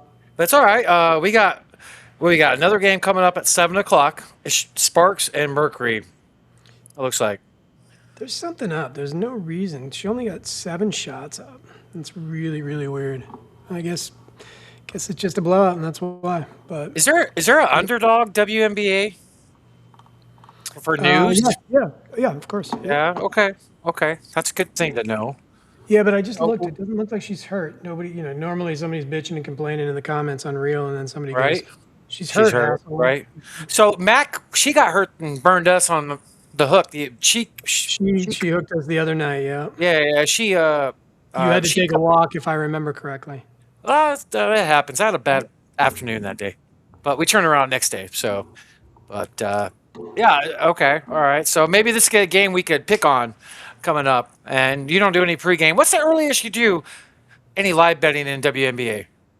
I mean, again, I could be in the first few minutes, but like we just said, it's usually the end of first quarter, beginning of second quarter. I'm looking to see, again, how the matchup is, what the pace is, and who's feeling it. It's like any night, I mean, Kobe can go out and score 50, right? But if Kobe's not having a night, who's coming in? Like who's the next up? It's the same with anything. What did you say? What was that? What again? What did you say?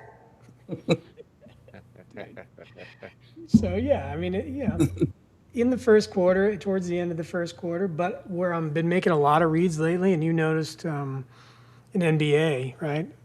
Last year, fourth quarter. Yeah. Yeah. SGA for some reason is always mispriced on threes if he only has 1 or 0 going in the fourth. Dude, he was plus money the other night. I caught him at like plus 188 for a 3 with like 9 or 10 minutes left in the fourth in a close game. He's gonna put it up. I think I looked this up the other day. I think it was like 76% of his games this year, he had a 3 with 8 minutes or less in the fourth. Really? Is that a fact? Yeah, I looked it up the other day. It's like 74, 76% for the season. And as a guy that dives deep into data all day, like I'm looking at him and I'll go back through his box scores and I'll be like, 5 attempts, 3 attempts, 2 attempts, 3, 4, so, I haven't got as granular as you just said, other than if he hasn't hit one going into the fourth and he's plus 188, I'm going to put $100 on him. Like, let's go. Like, that's good return, and same thing with, I'm in the ladies mode right now. Cavs, who's the big man? Allen. No, other guy. Mobley. He's going to hit a 3. Okay, I don't care if he goes 0 for 3 in the first half. He's going to knock down a 3. I've been playing in NBA. I've been playing a lot. Like if I'm stressed for time and I'm just betting the ladies and I peek in on NBA, I'll be like, well, shit. Cat hasn't hit a 3 yet, and Mobley hasn't hit a 3 yet, and what's his name's only hit 1 3. Like I'll just package a bunch of 3s together. Mobley's got 2 tonight. There you go. Sorry to interrupt you. 85-70, end of the third quarter. Knicks are up by 15. Yeah, I'm looking at it right now. That's crazy. So, like Mitchell, right? Is he going to get run in the fourth? It's a playoff game. Yeah, he's going to get run. He has 2 3s, right? So I'd put a 3 in there right now. Like if I was going to bet this game live, and I'm not advocating, let's freaking do it. Who cares? Yeah, let's do it. Let's do it. What you got, Carter? We can't, without getting banned. Oh yeah, No, right. we're already fucking banned. It doesn't matter now. Go. Strus is plus 148 for 2 3s. Do you think he's going to be chucking in the fourth quarter down by 15? They're going to give it 3 to 4 minutes to see if they get back in it, right? He's 1 for 3 and 1 for 6 regular field goals. I'm putting him for 1. Let's go. Mitchell, let's throw him in for 3. So that just those two, Strus and Mitchell, get you to plus 284. Just those two. You like that? I do, but I'm going to see what Cat's doing because Cat's a showboat, and even though he's down by 15, if he gets back in, he's hit 3 3s. Holy shit! Nope, we're not doing that. Donovan Mitchell is plus money by itself. Now it's minus. Now it's changed. It's crazy. All right, you said Strus for 2. So B team just came in, right? You got Shamet, Alvarado, and McBride. Those 3 are notorious for just jacking, right? Especially in long shot games. McBride's 1 for 4. Alvarado hasn't shot anything. Shamet's 0 for 1 just in field goals. So one of those dudes going to knock one down. Find your guy and put him in there and juice that thing up to plus. Oh, Strus just hit one, I think, dude. Yep, it's locked. He came out. That's why they locked it. Ah, okay. Okay. So His line is now for 2. It's still locked for 2.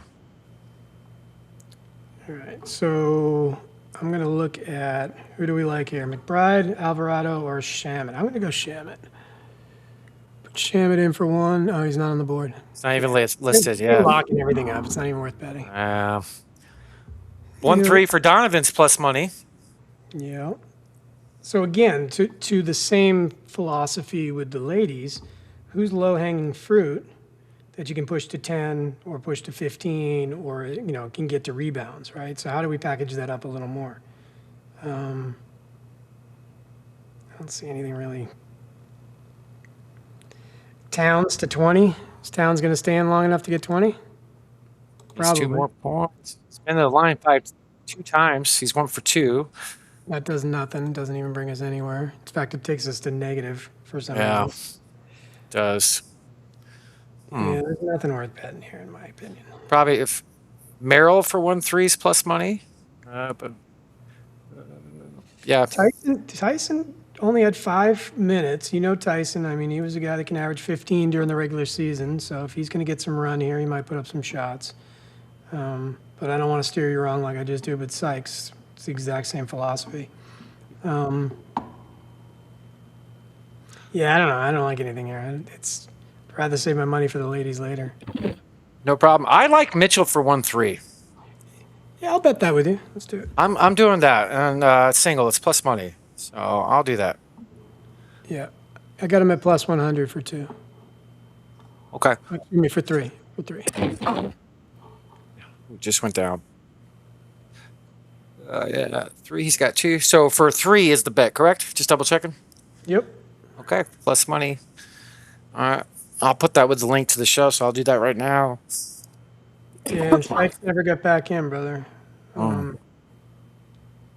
My bad. And I had her in everything, like 1, 2, 3, Oh, she hooked me on this one.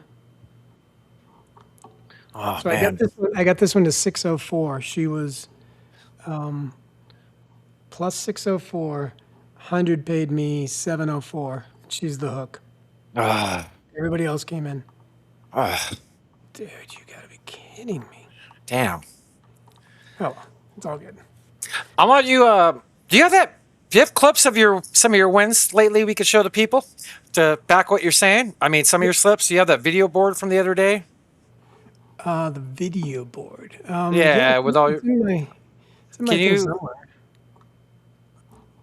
We could show that. So all the people at home, he knows what he's talking about. And I'm going to show him proof of some of these bet slips. So that's why I was going to ask you to see. Bring some up. I can go to my Twitter. I'll make Snoop's birthday. He wants a Sophie Cunningham jersey. Well, just pull up my I don't last want a Twitter. fucking jersey. I want Sophie for my birthday. What the fuck? We go to actually I can share this or you can share it. It's if you go to my Twitter, the odds are one, you can see it. You can see the last. So this was last night. You want me to get it? Want me to get it? I can share if you want me Yeah, to share. sure.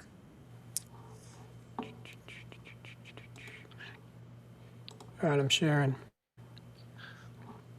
Perfect. Can you see? Can you see? There we go. Love the new graphics, by the way. Thanks, brother. Yeah, and secret, any AI graphics are being seriously, I don't know. They're just X is like not sharing a lot of AI shit. So I just copy and paste it and take a screenshot of it. That's why the quality isn't great on this, but it doesn't get flagged as AI, which is what I like. But yeah, this was a good night. This was last night. So we put out 5, we won 1,000. So if you can see this was one bet, 1, 2, 3, 4, 5, 6 legs. 100 paid us 120, another 200 paid 454, 120 paid 304, 109 paid 202. So in full transparency, we had 3 bets in that window that did not hit. That would have brought us down to probably around 150, 180. So we still netted out almost $400 on that window. Awesome. Yeah. So the past couple nights we've been up in the 700 in winnings the other night, 1,000 last night minus the losses. So yeah, put some stuff together, man. It's not been bad. Snoop, you have any breaking news? I don't have any breaking news, I don't think. I got some news we can talk about, some Sun stuff if after the interview. And then I got I got a little bit of NBA stuff, but like I said, we also have a shoe release we'll talk about after the interview as well. Yeah. So funny. You have any AI stuff to show, Carter? I heard you talking about Koozie earlier, by the way. What's that? What'd you say? I appreciate that. What'd you say, Carter? You were talking about Koozie earlier, right? Yeah, Bob. Oh, Cousy. I did mention Bob Cousy. You know what? I got one thing I can share with Mr. Carter here. There's a lot of hype about what's going to happen with Giannis Antetokounmpo, however the hell you say his name. But check this out. What if Giannis played in the 1960s? Not another one of those.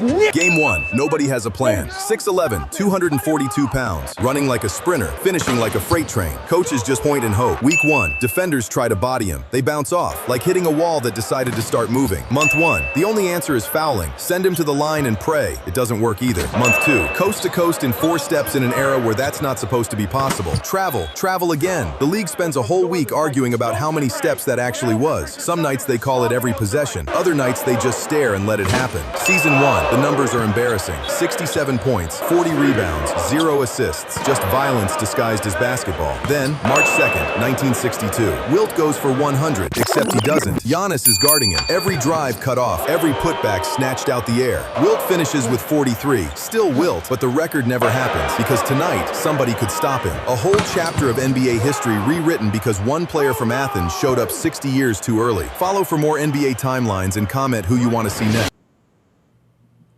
Dude. That's going to be awesome if he's a Sun or a Miami Heat. Wait, whoa. I think that's where he's going. Why would he come to Phoenix? He wants to play here. It's a preferred destination. He wants to play here. It's one of his top places. Did you watch our Flex show? I caught a little of it, but I did hear you guys glossing the Suns earlier. I don't know, man. Yeah, one of his destinations. He wants to play here. So we'll see what happens. But he wants to win a title, right? That has to come into play. That's for sure. Wow. So that's it. Good night from Carter Kong, everybody. Coming from a Celtics fan, I know I don't have much to talk about this year, but you know. You don't think he can make us title contenders if he comes there? Or better, closer to it? I love your team this last season compared to the previous season. Obviously, a lot to do with KD and things, but yeah, I think you have a good foundation of a team. It's enjoyable to watch. It's more enjoyable to bet. But yeah, I think he could make you a contender for sure. But it's the West. You need to go to the East because the East is soft. You need to go to the Celtics or the Heat. You know, need to go to someplace like that, in my opinion, if you're Giannis. If rings matter. This is soft. Watch when the title this year. Why would I go up against Wemby every single final? You know, fucking shit. And OKC. Why would I go against KC, who has like the deepest team in the league? Carter. The Knicks are going to win the championship this year. So the champions are going to be in the East. Dude, I will bet you. What do you want to bet? You want to bet Sophie Cunningham's like what? Left sock? I find out how to get it. I'm partial. I'll buy that for you if the Knicks win. I'm partial to the right sock, but I mean, I'll take a left, but I prefer the right. But I mean, it is what it is. Snoop did say Knicks on the podcast. I've been saying Knicks for the last 2 years. Dude, the Knicks are not going to win. They're not. Okay. Through 11, I'm writing this down because I'm going to clip it. It's going to be OKC or San Antonio. You know it. I know it. You think the Cavs are going to the finals? The Cavs? No. They're from Cleveland. Are they? They have a guy like LeBron that plays there, right? Isn't LeBron and Isaiah Thomas and never heard of him. Isaiah Thomas. What the fuck, man? I heard him on the Dan Patrick show. Oh, that was the other Isaiah Thomas. I heard him on someplace the other day. Yeah. Hey, that's why I was asking about your boy Flex from New Jersey because I think he's a caller into Dan Patrick the other day. I was listening to him. Yeah, really? Flex from Jersey, and I swear to God, it was Flex from Jersey. Probably could have been. Voice. They introduced him as Flex. I'm like, that's got to be Flex from Jersey. He's the man. Yeah, I mean he knows your dropping shit. Bombs, you know, and like just that voice, the rat. I was like, that's got to be him. Probably was him. I'll look into that. I'm not sure if he's family or just really good friends. Harper in San Antonio, he's really close with. Okay, gotcha. Yeah, you told me he's got some inside information. He knows what's up and who's who. Yeah, the starting backcourt next year will be Castle and him. Fox, they're going to try to get off of. Gotcha. Hey, I would love Fox to come to Phoenix. That would be the shit. That would be the shit. That would be a good spot. I would rather have him than Jason Kidd. So my model is saying that Thomas is good for 16 tonight. I think it's still early to bet that, but that's what the model is saying at the moment. It's saying Bonner's good for 10 at the moment. Let's see what she has in rebounds. Rebounds over 7. 6.5's her line. And then, let's see. Yeah, and she's good for 1-3, according to this the model. Just got an alert, so you can test that if you want to. Sorry to interrupt you guys. No, you're good. You're good. Too early to possibly you like anything right now on that? Yeah, I mean it's like 8-8 or 10-8 or something. Let's see what the score is. Yeah, it's 8-8. It's another thing I don't like about FanDuel. FanDuel does not give you the points of the ladies. You know how they on the Yes, NBA, I noticed that on the slips. Like I'm checking the bet slip right now. It doesn't say where they're at. Even more reason to use my app. Ah, Let's odds go. are, baby. Let's go. Let me look live here real quick. See what we got going on.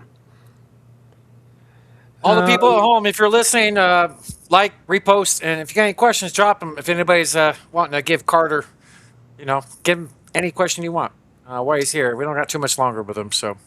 Yeah, if you got any questions, let me know, man. I geek out on people that love data and just are nerds and like to nerd out. So, got any nerd talk? I'm a nerd talker. Let's go. I'm waiting for Snoop to say something.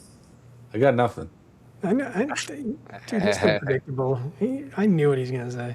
What? Right, What hold am I on. going to say? What were you gonna say? Hey, what was I gonna say there? What see am I what's going to going say on. here? Yeah, that Koozie, he can dribble the ball, can he? Look at him go. Here comes Koozie out of the backcourt. Oh Where's no, he what's he going dribbling to lefty? do? Look at him. He He's in dishes the it off lane, to dribbling Russell. lefty. Dribbling lefty. Here comes Havlicek. Oh my God, Havlicek stole the ball. That's pretty Havlicek good. stole the ball. That's pretty good, Snoop. Havlicek Holy stole shit. the ball. Stole the ball. Havlicek stole the ball. What was that guy's name? The announcer? Oh, that's the Lakers, dude. What's the Red Auerbach? The Yeah. coach? No, the guy you're talking about announcing. the announcer. Oh, Yeah. why am I drawing a blank on the freaking announcer? He was a long-time announcer, right? Legend? I forget his name, but that was pretty good, Snoop. Havlicek sold the ball. That's pretty funny. I was gonna do it again, but it wouldn't. Johnny Most. I did have to Google it. I should know that by like the back of my hand. Johnny Most. Okay, Johnny. Literally would sit there smoking heaters. During the show, during the game, right? During the game, yeah. Smoking heaters. When you could smoke inside the building. Imagine that. Can you imagine, like, these players today, if you're allowed to smoke? At the free throw line, Kuminga lights up a doobie.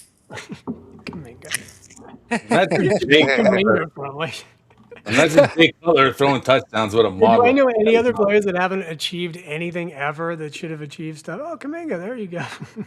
That's a pull. That's so funny. Kuminga. Oh, man. Anything you like right now to hold off? There's no, like, there's Okay. nothing going on. So Thomas has got 1 point, right? Nachik is at 2 points. It's just too early. I mean, Mac is trending. Let's see what her 10 is. Give me a second. Mac's negative 350. So if we could find some people to put with her. Let's see what she has for rebounds. How many rebounds does she have right now? Return of the Mac. Two. Zero Nope. rebounds. Oh, that's Zero. We don't want another hook by her. I can tell you. Yeah. We could hold off. If you do, if we end up not having you on and you want to bet something, send it to me and I'll post it. I'll write it. Sounds good. Let's see what Copper is right now for. She's not even listed for 10. Yeah, it's too early, man. There's no like. It's a hard read right now, in my opinion. Snoop, you have anything else you want to talk about before we get to the interview? Oh, Plum 3 threes. She should 192. Hit that real quick. The brunette, right? Oh, she just dropped. See, we caught him slipping. It was negative 192, and it just went to negative 1100. Oh, man. See, that's what you're talking about. That's what I'm talking about. That was quick, though. I mean, they adjusted. So you're watching the real app. You see what happened in real time. That was probably 40 seconds latency. where I think Kelsey in the Plum? NBA yeah, we're on the NBA. It's literally 3 to 5 seconds before the line changes. That was a good 30 seconds before they changed the line. Unlike NBA. Unlike NBA. Yay. Now, that Snoop, that's a player I do know of. I like her. She's cute. Kelsey Plum, Yeah, I do like her. 3-point shooter. You know, Hey, Carter, are you going to join us after the interview? Are you gonna come back up, or you got to bounce? where am I going? What do I don't gotta know. I'm just asking because Haywood was asking me if I have anything else I want to talk about. I did want to bring one more thing up, but we can do it after the interview, or we could do it now. So we have a 45-minute interview with a guy that Snoop interviewed, and we want to put it, and then we still have another segment. So whatever's good for you. Oh no, I'm gonna have to bounce, unfortunately. All right, then I'll bring it up now. Then, Yeah, go for it, dude. So check this out here. What do you got? Let me share it here. The coolest thing about White Sox Edgar Quierro hitting the walk-off homer against the Chicago Cubs on Sunday was he was DMing people the morning that he was scripted to hit the walk-off home run. So allegedly, these are messages that he sent to someone prior to the game happening. What? That means this would be all over ESPN if you did this and shit like that. Is it? I can't trust any of this. Yeah. This is like some Thomas Massey text shit. No, I don't believe it. All right, well, let's not get political. Thomas Massey. Come on, man. Hey, man, I'm not leaning. By the way, that's my boy in the chat, El Delu. So say hi. What's up, brother? He's from Puerto Rico. Puerto Rico. Hey. That's your boy? That's your boy? What's Crimson Desert? That's my boy. Or me playing Crimson. It's a video game, isn't it? Is it a game? I think so. You're the gamer, Snoop. I'm the. How the fuck am I the gamer? I didn't even play games until I hurt my foot a couple of years ago. How am I the gamer? No return. Hey, did you see my shirt, by the way? I was going to ask you about that. Like, are you some kind of DARPA agent? Like, what's going on? Come on, look at that. That is a find right there. That is some Terminator shit. Come on. I'll be back. You're a Fed. I knew it. By the way, the kids hadn't seen Terminator movies, so we watched Terminator 1. It don't really hold up anymore. Terminator 2 still holds up. Terminator 1. I haven't seen any of them. Ever? Ever. What? I know. Are you a fucking alien? Like, are you a Terminator? Maybe. Are you an agent? You've never seen a Terminator movie? I've never seen any of the Terminators. Also, get this, Carter. I've never seen any of the Star Wars either. What? Wow. Yeah.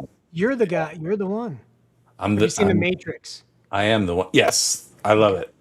I love the first one. The second, not so much. The third, I don't even barely remember.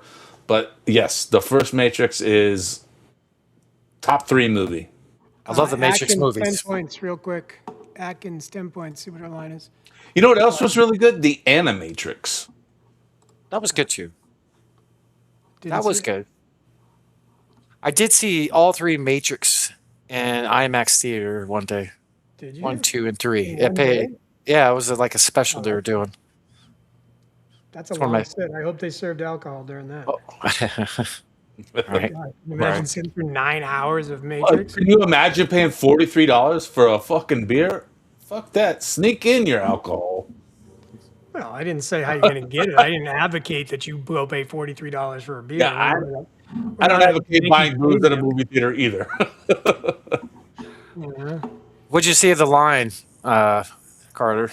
Atkins, 10 points. She's negative 380. That's still a good value. I know you're souring on Mac, but negative 325, good value. Nochik, negative 5,000. That's not going to do anything for us. Negative 5,000. Come on. Right. Plum 3 threes. Why not, right? Well, Negative build something you 90. feel comfortable with and send it to me. I'll retail it and then I'll post it. Sounds like a plan, brother. We'll do that in a few minutes. So appreciate you coming on, Carter. Try to ask you. I try to come at this like I am actually just trying to learn, and I am. So Yeah, have I tons know. of I notes. appreciate all the questions. I know, like sometimes my mind's a million miles ahead. So I appreciate you slowing me down and getting a little granular with it. And anytime you need me, I appreciate both you guys. You guys are doing big things, and I do appreciate you having me on. Hey, fucking A. Go give Carter a follow, everybody. He knows his shit. Let's get a round of applause, Snoop, for Carter Calm. Cheers. Hey. You're just fucking up. Hold on. Shit. What's going on here? Hey, guys. I appreciate you. I hope all you people at home got something out of that with Carter. Carter, I appreciate you. Have a great night with the fam. Let me know what you I'll tail and post. So Sounds good, appreciate man. you, brother. I'll let you know. I'll text you in a few minutes. Okay. Snoop, tell the folks at home about your guest, about your awesome recording that we're about to show the people. Dude, so I talked to Behold a Pale Horse, and everybody go follow him. I will put up his as soon as I find it here. And dude, what a great conversation. This guy's a former baseball player, and he's just all into, pointing out the obscurities, if you will, in sports today. So it was a great conversation, and I want to have him back again. But everybody go to Behold a Pale Horse on Twitter, X, and check him out. But everybody, please enjoy this episode, and then we will get right back to you in about 45 minutes or so after the interview's over. But check it out. This dude is the man, and give him a follow as well. Here it is. Cheers, everybody. All right, everybody. This is going to be a fun one today as I'm talking to Behold a Pale Horse. Welcome to the show. Hey, thanks for having me, Snoop. I'm excited. Now, what do you want me to call you? Behold, Mr. Horse? What would you like to be called? I mean, I've been called worse. You can call me Pale, call me Behold, or whatever floats, man. I'm going to call you Pale because Behold is a little too close to the beehole, so I don't want to call you that. Yeah. That's what the guys call me, Pale. That's fine. All right, Pale. So, dude, tell me just a little bit about yourself. Where are you from? Like, you don't have to dox yourself or anything. Yeah. I mean, I laugh. I was going to tell you parts unknown. I mean, just call it the Midwest. Okay. Yeah. And are you so the name Behold a Pale Horse, I familiarized that with Bill Cooper, wrote that book. Is that where you are getting the name from or what? Precisely. I didn't know what to call myself. I had an awakening many years ago in my life, and I was reading that book at the time. Okay. And when a lot of dots connected for me, I was reading that book, and I said, I'm going to call myself that book on Twitter or whatever. And my hope was at the time, well, I didn't have really any followers then, but my hope was just anybody that was curious would search that and they would go read that book. Let's talk about that awakening for a minute. When did that happen? And was there something like that happened in your life to cause this awakening or? Yeah. Well, it's been a slow journey, I guess you'd say. A million tiny cuts have been made on me. I've been kind of just put in weird spots in life. I used to play baseball and at a high level, and then I've learned, I don't know, I guess 8 to 10 years ago, the world's not quite how we thought, right? Or how I thought. And it'd be nice if it was how we believed on the surface, and that includes, sports. So I don't know if there was ever one aha moment, but I would say in the last, 8 to 10 years, I've just kind of started to think a little deeper beyond the surface. Most people are, programmed to call that a conspiracy theorist, but Right. really, I'm just a person that, thinks deeply and doesn't discount any possibility of something. Yeah, it's really interesting. Like when you start to connect dots, you start seeing the world so much differently, and it's not to say that it's all conspiracy, but yeah, it's just, things aren't always what they seem, Yeah. So, and I never read the book, Behold a Pale Horse, but I've heard quotes from it, and I'm familiar with Bill Cooper. I've seen some of his videos and lectures and stuff. He's a fascinating character, that guy. Yeah, in a world of imitation brands, I think he was actually one of the few real deals, which is I think why he met his untimely ending. Yeah, Guys absolutely. like that are far and few between. Absolutely. And Alex Jones was one of those people that kind of awakened me. Oh, cool. I used to watch and listen to Alex Jones shit 20 years ago. And Yeah. Well, but then I know we're going to get along okay. I didn't know what I was walking into, right? You never know. So I Sure. know you're vetted enough, Oh, well, thank you. Yeah, no, I don't try to do any gotcha type stuff. I talk to all kinds of different people from Yeah. musicians to sports guys and anything in between. And it's not about gotcha stuff. I'd rather just have a conversation and talk Yeah. about stuff, Well, I'm a strange bird, but I don't think you're going to think I'm all that strange now. Now that No, but you know what though? Normal's boring. Mhm. You know what I mean? I would rather talk to somebody Yeah. that's a little bit strange. You know what Yeah. I mean? Because that's where you find out like interesting information and you can learn something. Yeah, I idea mean, expansion, right. If we were all the same boring person talking, golly, that would just it'd be so boring. Like, Yeah. but so you said you played baseball? Yeah. And I did. so how has this awakening affected your love of sports? Obviously you Yeah. had some love of sports if you played baseball. Loved it dearly. Yeah. Baseball is indirectly responsible for everything I have in my life. It's how I met my wife. It's gotten me jobs due to teammates I played with. I've worked, for major league organizations. However, as I've kind of come to see things, I realized I'm glad I didn't make it further. I'm really glad that I wanted to play in the pros and I didn't make it. I'm glad I didn't make it. I'm glad I don't work in pro sports. And I don't look at it in a negative connotation. I just look at it as for what I see it as. And I used to believe that sports were like, oh wow, they just keep outdoing themselves with these incredible games. And now I see it through a different lens of,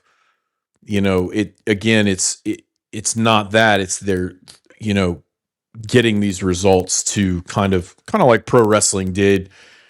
Pro wrestling continued to kind of outdo itself until they hot shotted themselves, where you'd seen every finisher done 8 times. And I feel like sports are entertainment and they're a form of entertainment. And it's healthy to take it on surface value for that, but not build your entire identity around, which is when I was a player, that's that was who I was, and it just shouldn't take on that kind of meaning for a fan, especially. Yeah. What are your thoughts as far as betting? Should it be legal? Man, I was a guy who, when I got out, I was betting, illegally until it was legal. And I think that legal is okay.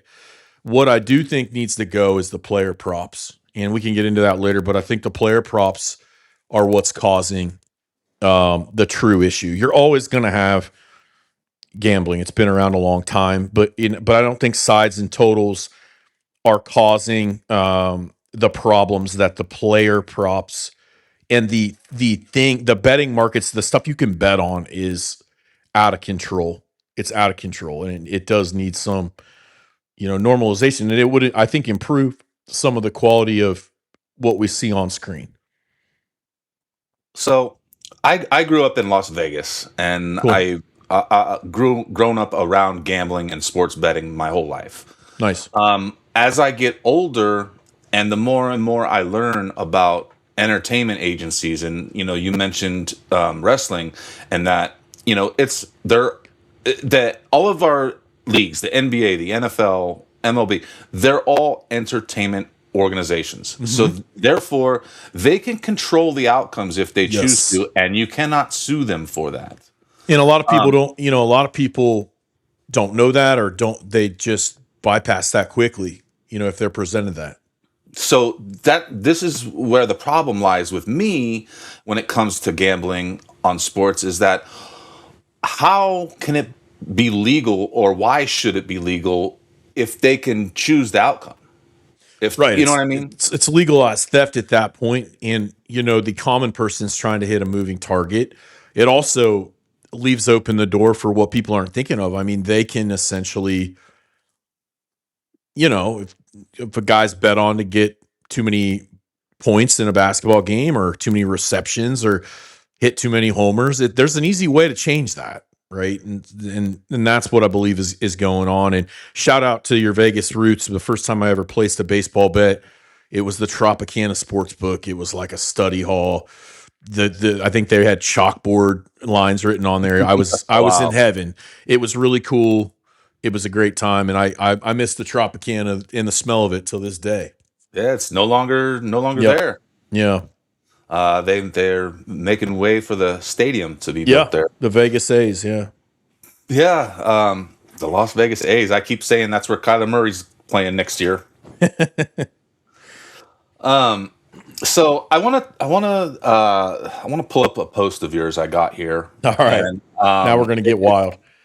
Well, not too wild. This is just All right. something we've been talking about this week on. I'll tell you, Snoop, it all runs deep, man.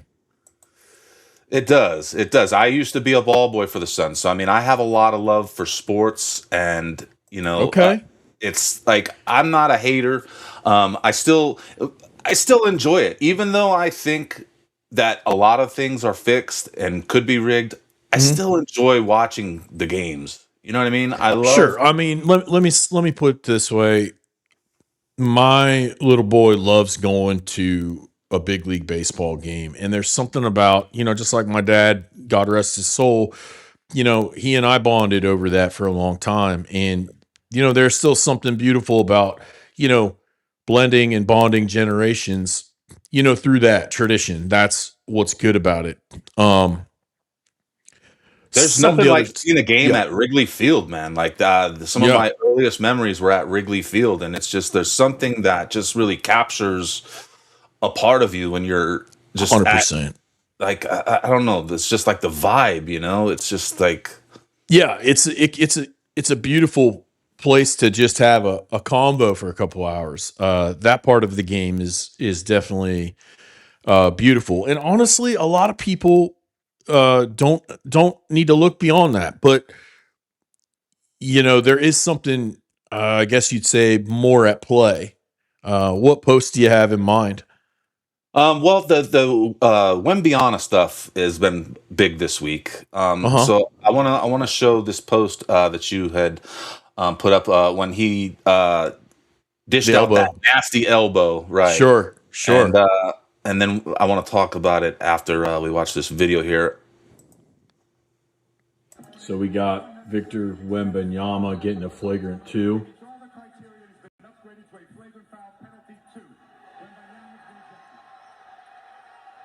And now we're off to the races in the rigged harvest. It's funny. I don't remember what I said on a lot of those, and I don't rewatch them. So that's funny.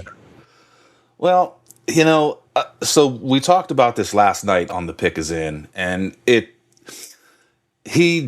no suspension kind of baffles me. But when they're rigging the things and it's all Masonic theater, like you said in the video, I guess that's to be expected. I mean, we showed another play, and I'm sorry, I don't have the clip here ready to go, but we showed another similar type play from years ago from Meta World Peace. Sure. And I saw that on your pod. Yeah, and he was suspended 7 games, and 6 out of those 7 games were playoff games. Right. So, I've heard other people's take saying, oh, I'm okay with the punishment because, this is a primetime game. And, fuck that, dude. When the Suns, the Suns were so close to making the finals against the Spurs, as a matter of fact. I forget the exact year it was. But they suspended like 2 of their top players and I think it was a game 6 or game 7. So I don't know. It just doesn't seem right that they're not punishing him. I mean, there's nothing. And it's crazy. In the first round, I know that it's like every team's star player left a game early, including Wembanyama, and then even in that game right there, it's like I was watching it, and it's like an in-game, because in-game betting is real, and it was like they play on your psychology so much, and it's like they show you that Anthony Edwards, he's grabbing his knee and he's got a big sleeve on his knee, and you're like, oh boy, so that's probably letting people unload on the Spurs live. What happens in a minute? When Wembanyama throws the elbow, he's gone, and then obviously Minnesota's wins the game from there. And it's not like it's a role player these days. They're using the big guys for the big spots, leaving the games with the injuries and ejections and stuff like that. And it's like they kind of tell on themselves a little bit. Yeah. I have another clip here I want to play real quick. This is LeBron James talking about the game the last week in Toronto. Thank you, RJ Barrett. I appreciate it. Haven't seen a shot in Toronto like that since Kawhi. Something about those rims. Oh boy. Yeah. But yeah. I mean, he's just throwing it in our face right there. I know the shot you're talking about. I mean, yeah. And but he's telling us right there. There's something about those rims. They have to tell. They have to tell you, and that's the thing a lot of people don't want to hear is they do tell you in so many words. I mean, Redick has talked about it. LeBron told you right there. Like the NBA has had commercials. I think it was with Baron Davis talking about the magnet shots. Now, I will say, I don't know that I call it magnets. I think a lot of the guys that run in my circle call it magnets. But all I mean by that when I say magnets is shot manipulation for makes or misses, and that's, I do believe 1000%, I would bet my life they do have a method to control that. Well, a lot of people say magnets, and I'm starting to lead towards drones. Yeah, I have a buddy that has a page that says it's drones. He's actually filmed a drone at the arena in the NCAA and said, whatever end this drone was on, the shot making was insane. Again, we'll never probably know that full method, but there is a patent out there. You can find it on the internet. It's for basketball goal shot making technology. I mean, again, if we can hit other countries with a missile, this is $1 billion industry. They have the technology to make or miss shots. And these guys, they can make or miss any shot they need. I mean, I've seen enough thousands of spots in games that dealt with a certain number, and you could just tell the casino knew it was going to get that number, and the guys make the shots or the guys miss the shot. I mean, it's not left up to chance. I mean, it's just, it couldn't be by chance to the way I've seen it bounce, thousands of times. It just couldn't be. It's mathematically impossible. Right. And it's really incredible how close the books always are. Right. You know what I mean? Like, how the fuck do they know? Like, what I said when I was young, and you probably heard this growing up in Vegas, is like people say, oh man, Vegas sure knows how to set a line. I said that in my young 20s. I did. And then I started to kind of, in my 30s, I was like, how, right? And this was before algorithms and AI, and now that I'm in my 40s, I'm like, you know what? There's no way you could set a line like this unless you had like prior knowledge of the result that you could count on. And that's where I'm like, okay, now I get it. They know who's going to win the first half. They know who's going to win the game. They know what the total is going to be. So they're fine, fielding action on these things. And if too much action comes in on one side, there's probably a way that, it could be subject to change on the fly. That's my guess. Yeah. Yeah. Yeah. I want to show this clip, and then I want to get into like the Tim Donaghy stuff for a second. But okay, because we were just talking about magnets and drones, but here's the Steph Curry hitting these full court shots back to back to back. Like, I mean, right? Yeah, people tried to tell me this was AI. This is real.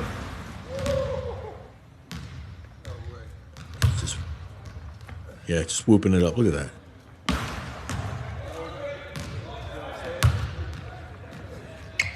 Unbelievable.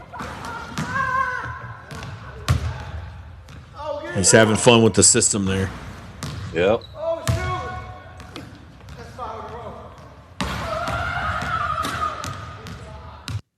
I mean, that's just wild, and there has to be manipulation there. I mean, I don't care how much you practice to knock 5 of those out in a row is amazing, if that's real, which I don't believe it is. There's got to be some sort of manipulation there, I feel like, and I mean, I used to play basketball, and I remember we would have games and we would shoot to see who gets the ball first in the game, Mm-hmm. and so I mean, we would go back and forth, we'd both be knocking down 15 in a row just to see who gets the ball to start the game. We haven't even got the game started yet. So, I mean, I know it's possible to make shots, but yeah. And let me preface that. I mean, these guys are incredible. They're all world.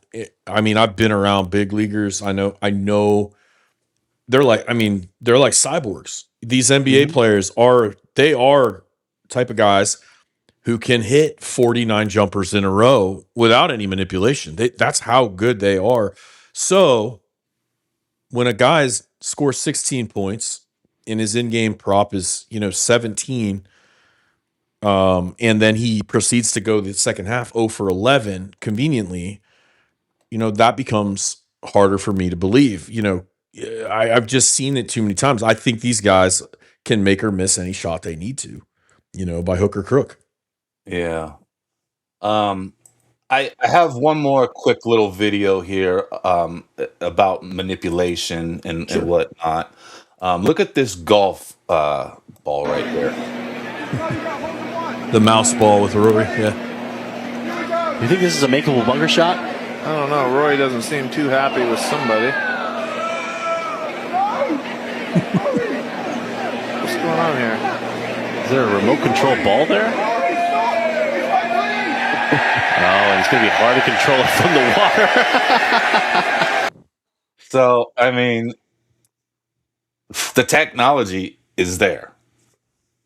Oh, without a doubt. Again, you're dealing with a $1 billion industry. I mean, I think that these leagues should be viewed as, they're on a government level of power.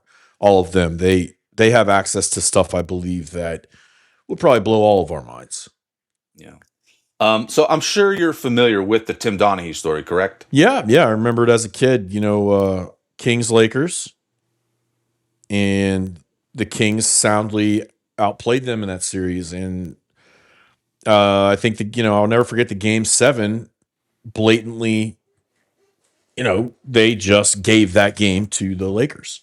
Otherwise, Sacramento would have moved on. Now, this is before, the evolving of betting and technology. And this, what was it, 20 years ago? About 25? I don't think it's been that long. It hasn't been that long? Okay. It might be 15 to 20, getting close to that, maybe. Yeah. I could look it up, but what I'm wondering is like, Tim Donaghy was convicted, went to jail, for fixing games, and he had a whole crew of people working for him and with him, and some of those guys are still reffing in the NBA today. Yeah. Scott Foster mainly is the one that comes to mind for me, and I remember just a few years ago when the Suns were in the finals. Okay. And anybody that is familiar with Chris Paul knows that him and Scott Foster, whenever Scott Foster's reffing his games, he has like some absurd record, like 0-20 or something like that. And I was watching the game knowing this already, right? So I was just maybe paying a little more attention than I probably would have if I didn't know about this connection. And I'm thinking Chris Paul is in on it too, because it looks like he's shaving points. Like, you can blame Scott Foster all you want, but man, Chris Paul looked just as guilty to me. Man, I'm so glad you went in that direction. I think there's two ways people can look at it. I think there's one way they should look at it. I think you have to think of the referees as an accessory. Too many people are like, yeah, I believe there's some fishy business going on in sports, but it's done by officiating in the NFL, or a ref in basketball, or an umpire in baseball. They use that as the smoking gun or the red herring, and that is what the masses will talk about after the game, is the calls, the bad calls. That is not how they're fixing the games. Again, the players, the refs, and the league itself, in my opinion, they're all working in conjunction, for us the same result. Both teams know who's winning and losing. And yes, the NBA leans into these personas. You got Tony Brothers, who the Celtics can't get past. You got the fixer, Scott Foster, and all that's fun. They've taken on personas, and he forces game sevens, and that's good for the league.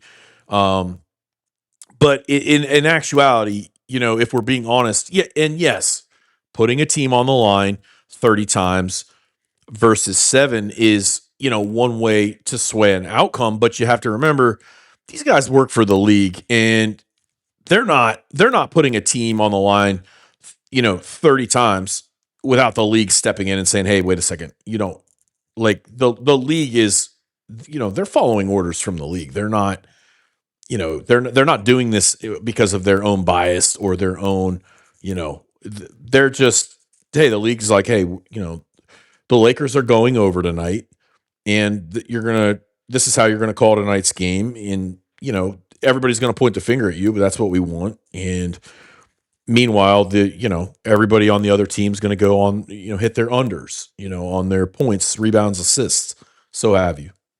Yeah. Is it possible that only a select few are in on it, and maybe perhaps a majority of players are actually? Great question. So I've thought about this a lot. I've been talking to some athletes, or trying to talk to some who would shoot me straight. My opinion is they all know that it is infringed upon. Okay, they're not stupid, right? They know at least as much as we do, right? They're not stupid. Now, I think like anything else, you've got main actors and you got supporting actors, and the guys who, you've got your star guys who they have got to be down with it all, and then you've got, a guy that's coming off the bench for a minute or two. He's probably, until he's got a bigger role, they call them roles, until he's got a bigger role, he probably doesn't, know everything. And that's why you see these guys, these Udonis Haslams, they hang on for 20 years in the league because they're trusted. They're a trusted source. And, we're just talking about basketball, but in football, same thing. You see these guys hang around the league forever, these kickers, because essentially they are trusted to, make or miss the kicks and stuff like that, versus, guys coming out of college. There's probably some type of vetting system done. And my opinion is everyone knows what's going on, but some guys have a deeper knowledge of the scripts and the specifics. That's my opinion. So I used to be a ball boy for the Phoenix Suns when I was a teenager, and my ex-fiance was a Portland Trailblazer dancer, and so she had this interesting take on things, and I've found it fascinating ever since she told me that she believes that players are just modern day slaves. They're owned by the owners. They're forced under contract to live a certain way.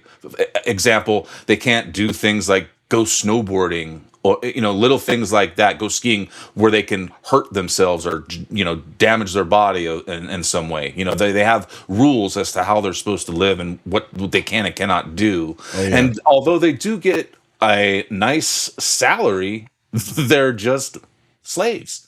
And I mean, they just move the owners move them around, and trade them just like you would a slave. Snoop, I think she was 2 feet from the pin on that. I mean, I think she was really, really on the money. And I don't know if have you seen the movie Him? Him, Him? Yeah.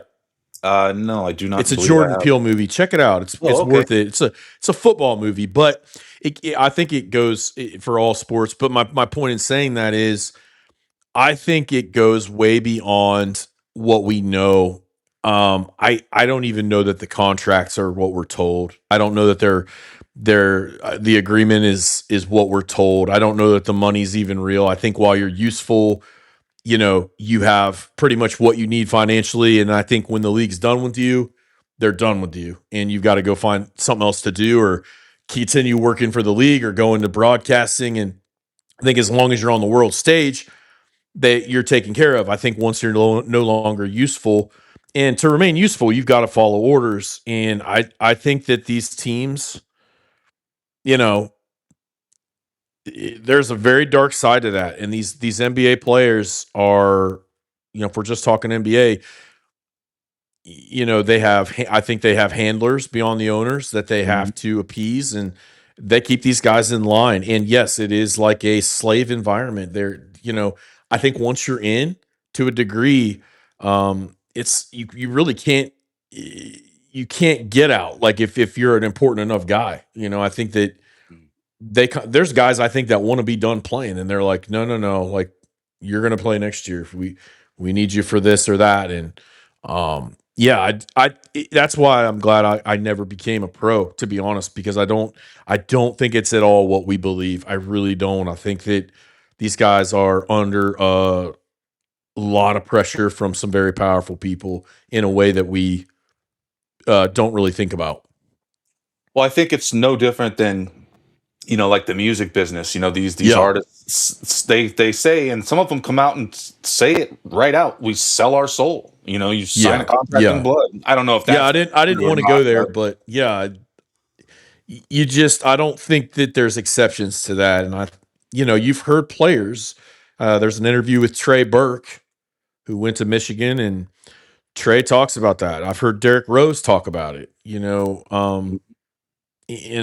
I think that again, once you are in, there's a certain sacrifice that you have to make, and it's not like what we think. It's not just the hard training and stuff. I think that these guys have to give up a lot, and it starts out as ball, right? On the level that me and you played, it starts out as you're an athlete, and it's this bright, shiny thing, and then I think once you get there, a lot of guys are like, man, this is brutal, and they're not at peace. They're not at peace, and that's why I think you see a lot of these NFL guys retiring so young, is they're just like, man, I don't want to get into this business this way. I don't. So they just retire right out of college, bang, gone.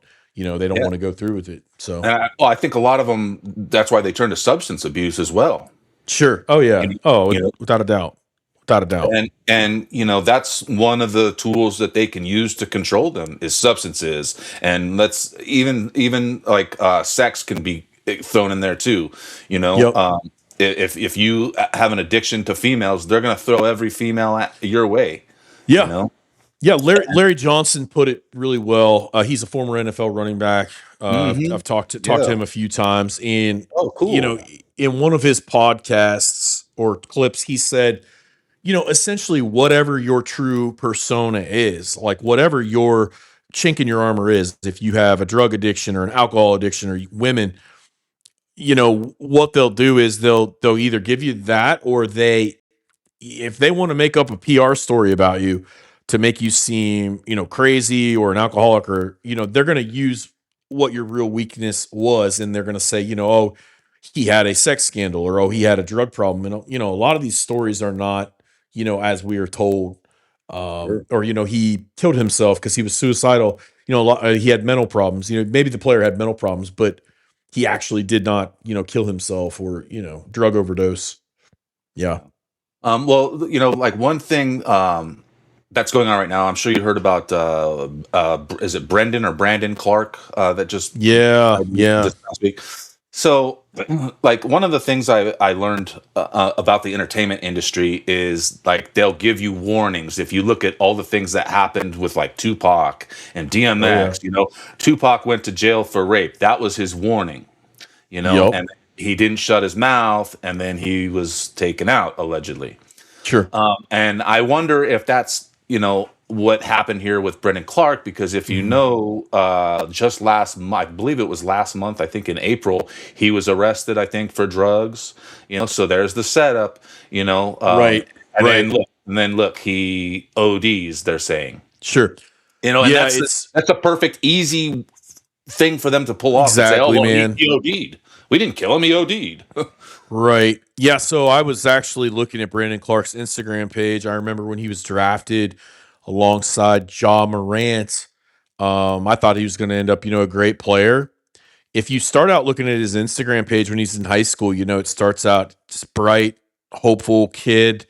And as you scroll upward, man, it starts to get dark. And he's got the walls of his home have a lot of esoteric paintings on them, and he's sitting in dark rooms with his head down. And it's like, even if he wasn't passed, you would say to yourself, this is a young man who I think entered the arena expecting one world, and he went into a world of darkness. Now, what happened to him, I can't speak on, but I think it's just a really good example of like, I don't know that Brandon Clark OD'd on drugs. I think there's probably a 50-50 shot that he was no longer useful to them, and there's some type of sacrifice system that happens with these guys, and they ritual sacrifice them, and it's done in other industries. And that is something that was a bridge too far for me a few years ago, but I've been told about that happening, and I know it happens. And so when people think that that's crazy, it's not. It really happens. I mean, I know of ones that happen, real ones, Yeah. Yeah, well, like you said, they keep them around as long as they can, and as long Yep. as they're needed. I mean, look at someone like, LeBron James is still, I guess you could say he's playing at an elite level, but that's how they're scripting it, But I mean, Yeah. he's 23 years into the league or something like that, and then you look at, someone like, say, Frankie Valli, the singer, they're just putting him out on stage at 90 years old or Just whatever. propping him up. And I mean, Yeah. the dude can't even form a sentence, and you've got him out here trying to sing. I mean, it's really sad to see. Yeah, I mean, LeBron's valuable to the NBA ecosystem in the same way that Hulk Hogan was valuable to wrestling, right? It's the same kind of thing. And at some point soon, they will find a way to have to shift out of that storyline. And then, LeBron could still be used in other ways on the world stage for sure. So I don't know that they're going to just smother LeBron with a pillow when he leaves, but at some point for for his position that he's had, there will be some type of cost, just like, Michael Jordan's father. Yeah.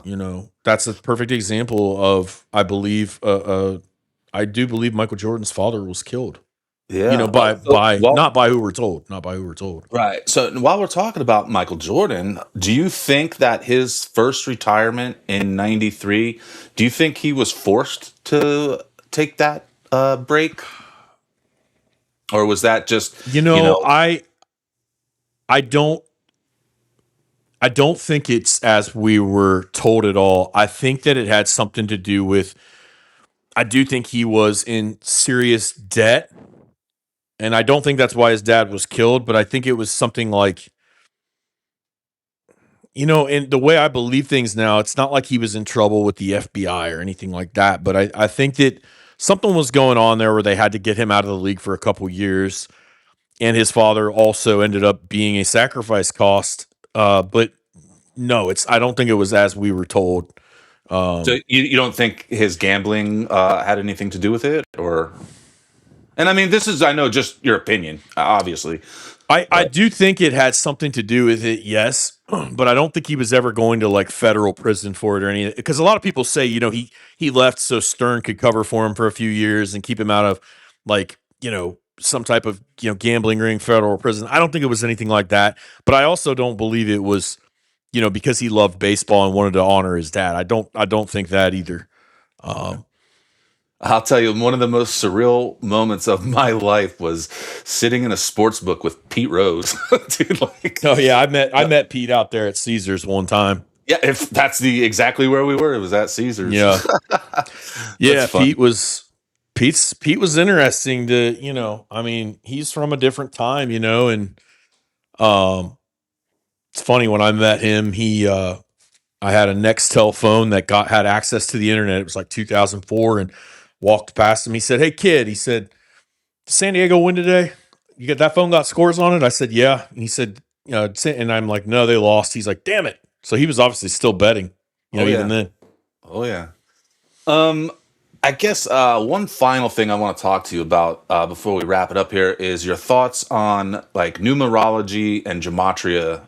Yeah. And how that plays into things. Sure. So numerology is definitely a thing. What I want people, if they hear this, to think about is the number 33. Mm-hmm. They love to show that 33 where they can show it. All sports were created by a Freemason at some point. You can look that up. But the 33 is the master builder number, and they are basically, that's also the number that Jesus Christ was killed at, which is the masses. That is the God that everyone worships. So the sports a lot of times will show that 33, just to remind you. Some people say it's to mock Christ. I don't think it's that. I think my theory of that is it's more to just let you know you are watching Masonic theater, so you are watching a production, you're watching something that has been, produced, it is falsely produced. So again, they're telling you when they show you 33, it could be on a player's jersey, it could be on the clock, it could be the score tied at that. They're showing you that, and that's just so they don't face karmic retribution. Now, the gematria, and I have a lot of friends in my Discord that use it to, I guess you'd say, decode.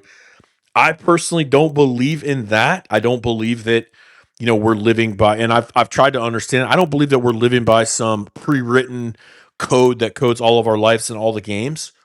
But I do think numerology is a very, very, very real thing, and I think that the more you are aware of it, the more you'll see it, pop up. And there are a lot of connections if you go back to any football game or NBA game, a lot of times in the big games, if you look in the box scores, you're going to find some weird 33s in there, even, in the scores, the times, the attendance. I mean, you'll just see it everywhere. So, Yep. And it's funny, once you start seeing it, you can't stop seeing it. I mean, it really is everywhere. Everywhere. It's everywhere. And I mean, I remember when I first awoke to this, and I noticed that by myself, just through like studying stuff. But I went back and looked at some crazy NFL games when I was a kid that I remembered, and just the amount of stuff that happened, from the 33-yard line in those games on Football Reference. I'm like, oh my gosh, this has been going on since the 90s, since the 80s, and so that blew my mind. It really did.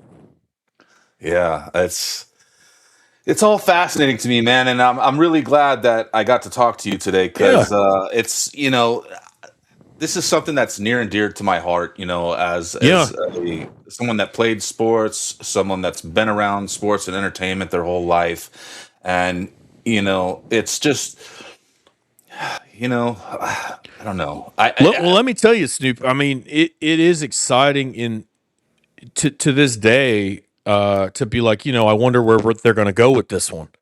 I mean, that is still highly, highly interesting. No matter whether you think it's predetermined or not. I mean, I can't wait to see tonight if they've got the Cavs going through like I think, and they've got Minnesota sending it to Game 7. That's and that's why I turn it on, because it's compelling. It's like a male soap opera, right? But that's kind of how I look at it. Yeah, it is a soap opera, all right. Who do you got tonight? It's dramatic. You threw me with the Minnesota pick there. I really feel like the Spurs could wrap it up. Yeah. Maybe the NBA wants the game 7, so that could very easily happen. And I think the Cavs wrap it up too. Nice. I got the Knicks winning it all. I think you could be right, man. I told my buddy that's a Knicks fan. I think it's going to be a good year for him. I think everybody's counting on Oklahoma City so much, almost in the way they were like the Patriots to win the Super Bowl. And I don't know. I've got this weird feeling about the Knicks. My bracket was fucked right out the gate because I had the Nuggets Denver going to the finals. Yeah, I had the Nuggets. That's kind of who I thought too. They kind of remind me of the Buffalo Bills from this past playoffs. Like same type of position. Like it just seemed so obvious to me, and then they got put down early. So I was with you on that. I kind of thought they would win too. Yeah.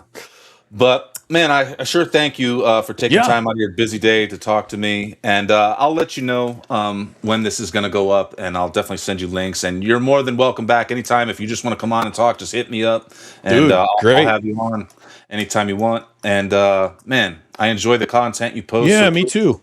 I'll give this to. I run a Discord with like about 1,000 guys. I'll put it in there, and I'm sure they'll love listening to it. So, man, I've enjoyed talking to you. You're good people. I'd love to come back on, and thanks for having me, man. Yeah, everybody go follow Behold a Pale Horse. He posts amazing content every day. I wouldn't go that far. You're giving me too much credit now. Don't hang up just yet, pal. Yeah. All right, buddy. Thank you.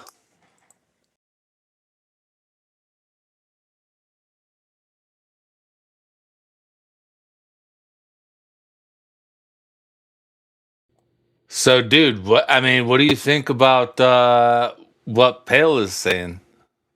Dude, yeah, it was a good conversation. I liked a lot of what he had to say. Very respectful in how he went about it, and cool, calm manner. Like, I liked it. Good shit, Snoop. Yes, and that's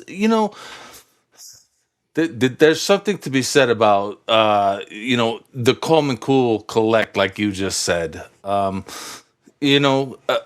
Like a lot of the people that are into these type of theories want to just fucking come aggressive. They want to hit you with it. But this dude was just calm and cool and just delivered the facts, delivered the stats, just talked about it, and that's what it's all about, is just being able to articulate the message. Yeah.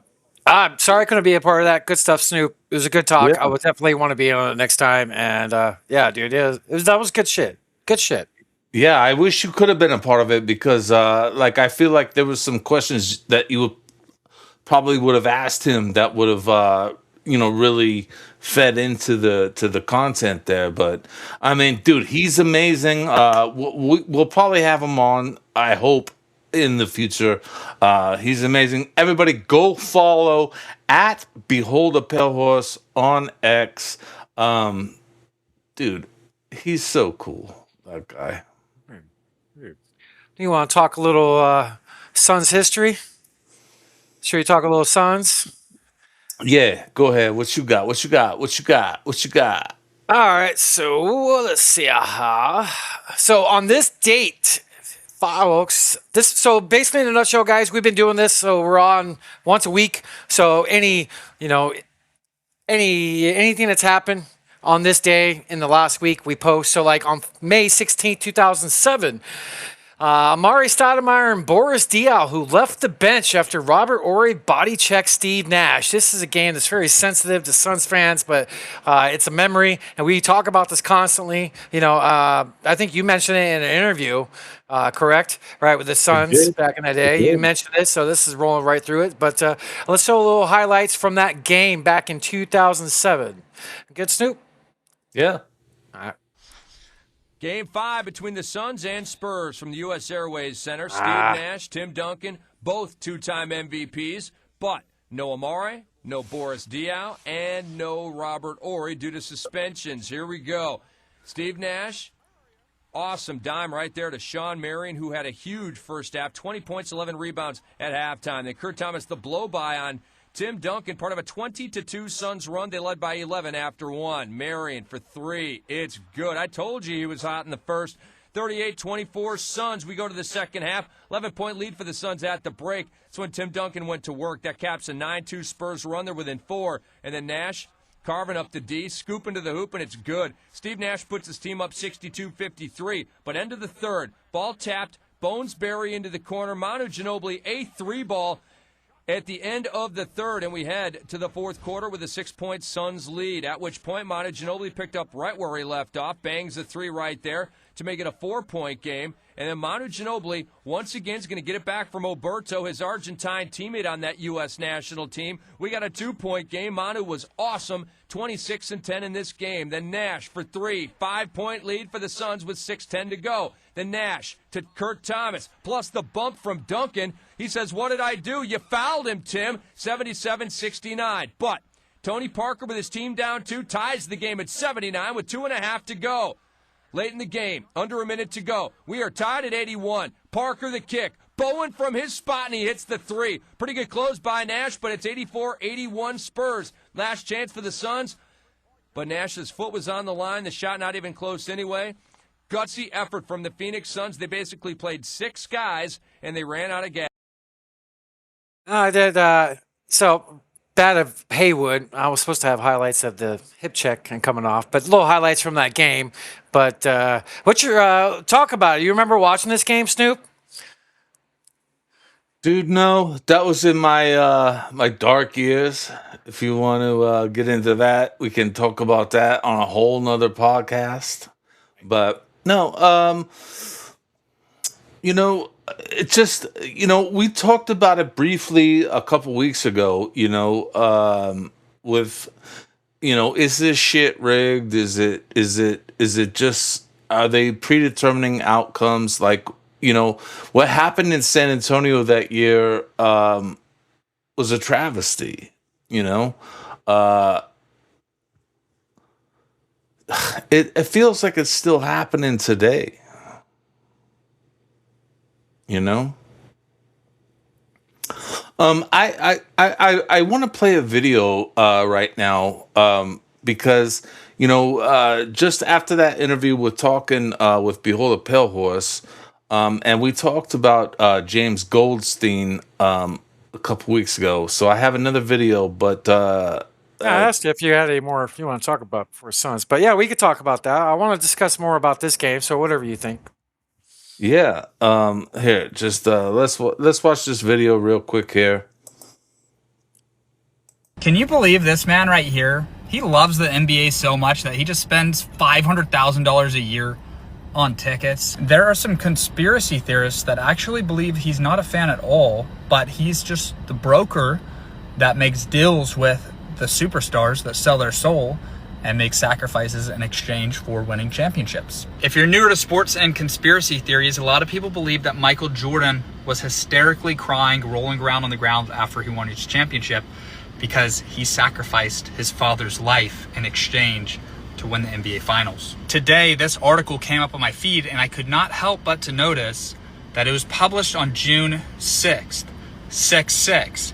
Now, Lil Wayne references him in his song Kobe Bryant. If you don't know about Kobe, he scored 81 points his signature game on his 666th game, and he also would brag about his offseason workout plan that was the 666 workout plan. I immediately went to fact check this. I pulled up Lil Wayne's song Kobe Bryant, looked at the lyrics. Sure enough, right there in this line, shout out to Goldstein. This is where it gets crazy. So the Spurs' best 2 players, Wemby and Castle, number 5 and 1. 5 + 1 is 6. They're also trying to lead the Spurs to their 6th championship 6 years after Kobe Bryant passes away. And they are referred to as Area 51. There's been a lot of hype around aliens and outer space. I'm sure you've seen it on social media and on the television. Well, the Knicks won a game against the Hawks. Biggest blowout in NBA history.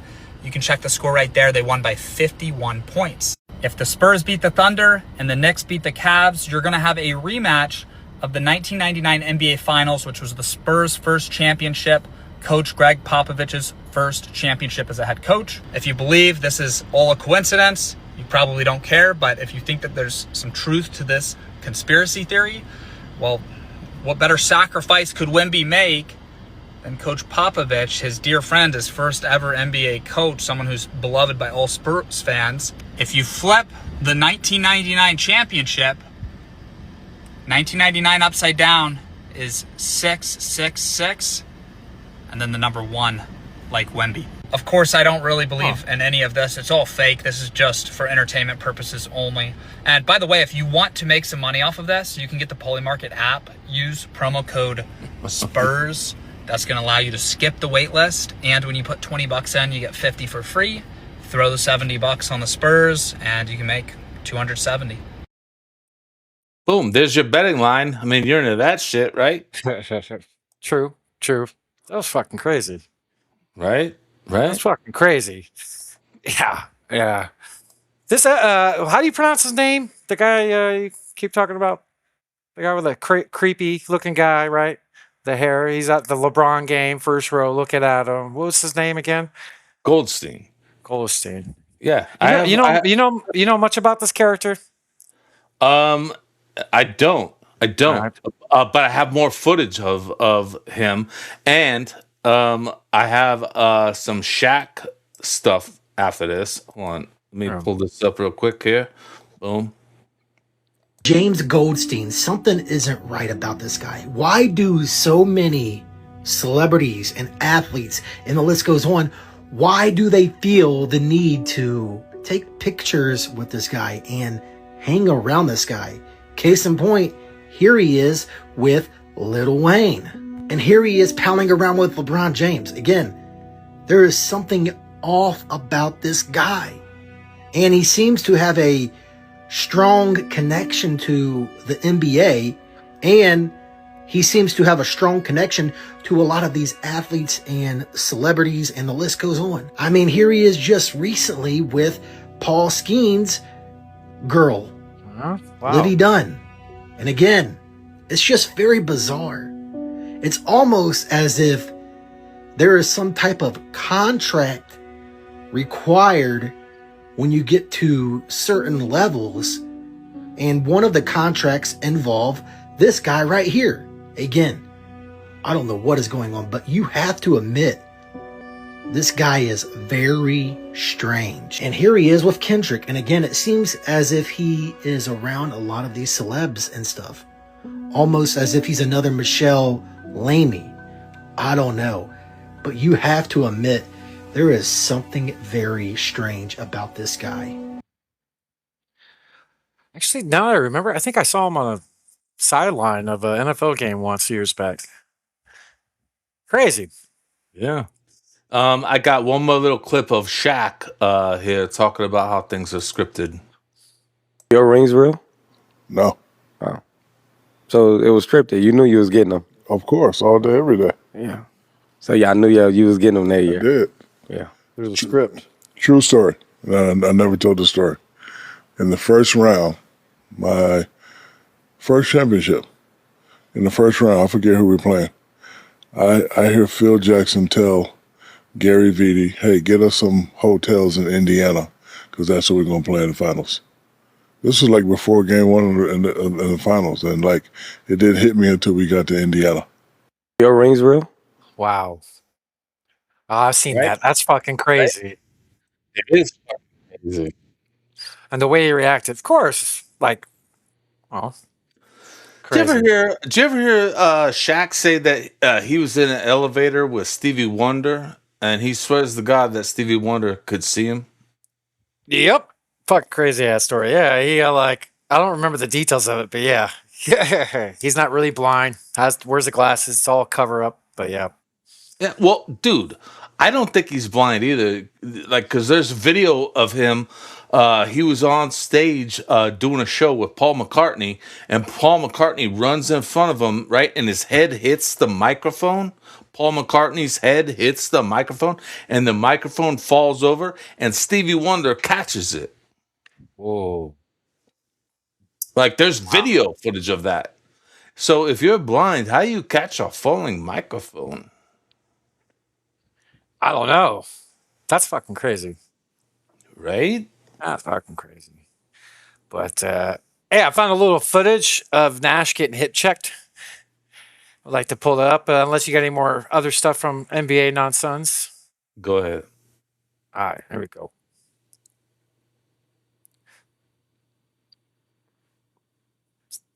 That was not a flagrant, I believe. They called it a regular foul. I want to rewind it.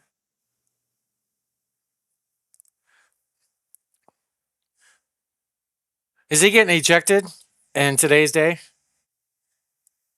I mean, Wemby didn't even get suspended, We're for the fine. fucking football. Right, we're fined. And like I was trying to find footage of Boris and Amari's feet. They literally had 1 foot inbounds, 1 foot out of bounds when they came off the bench. And that was the rule. If you left the bench, you got suspended. But that Suns team was pretty good. Kurt Thomas, remember that guy? That guy was fucking badass. A lot of people don't know this. He led college in scoring this last year, which is unlike how he played in the NBA. You thought of him as like, what, a 10 and 10 guy, 12 and 10 guy, 12 and 8, right? Role player. But yeah, the next game, D'Antoni only played 6 or 7 players. We're up 8 or 9 with like 3 minutes left. Ended up losing that game thanks to the NBA. Appreciate you guys. No salute. But that just leads into, some of the things that, I talked about with Behold, is it's scripted, So, let me ask you an honest question right now. Like, we talk about this quite frequently on our podcast here about, if things are scripted or fixed or whatever. I mean, hell, the name of the show came from The Fix Is In, the fix meaning it's rigged. So why wouldn't the NBA fix games? Money's a dangerous thing. Why wouldn't they? I mean, if they have the opportunity and availability and it's allowed to do, why wouldn't they? It's like that movie Rat Race. I don't think I've ever seen that movie. It's a good movie, if you haven't seen it. I forget. It's a remake of another one. Shit. I forget the name of it. But it's also very good, the movie. I forget the name of it right now. But, why wouldn't they fix it if they could? Like, if you own an entertainment agency, you want to get the highest ratings possible. So if ensuring something to make your ratings better, why wouldn't you do that? It's business. It's business. It's money. It's bullshit. Oh man! Remember Cotton Fitzsimmons, brother? No, who is he? Why don't you tell me about him? Oh, whatever. So on this date, May 16th, 2021. 3-time Phoenix Suns head coach. That's crazy. It's 3 times. I always forget about that. And Ring of Honor member Cotton Fitzsimmons was elected to the Basketball Hall of Fame in the 2021 class. Cotton Fitzsimmons finished 6th all-time in coaching wins. Very underrated coach. Not a lot of people even know who he is. 832 W's in the association is freaking impressive, Snoop. Dude, 800. Do you know how many years it takes you to win 832 games? Right. It's only 82 in a season.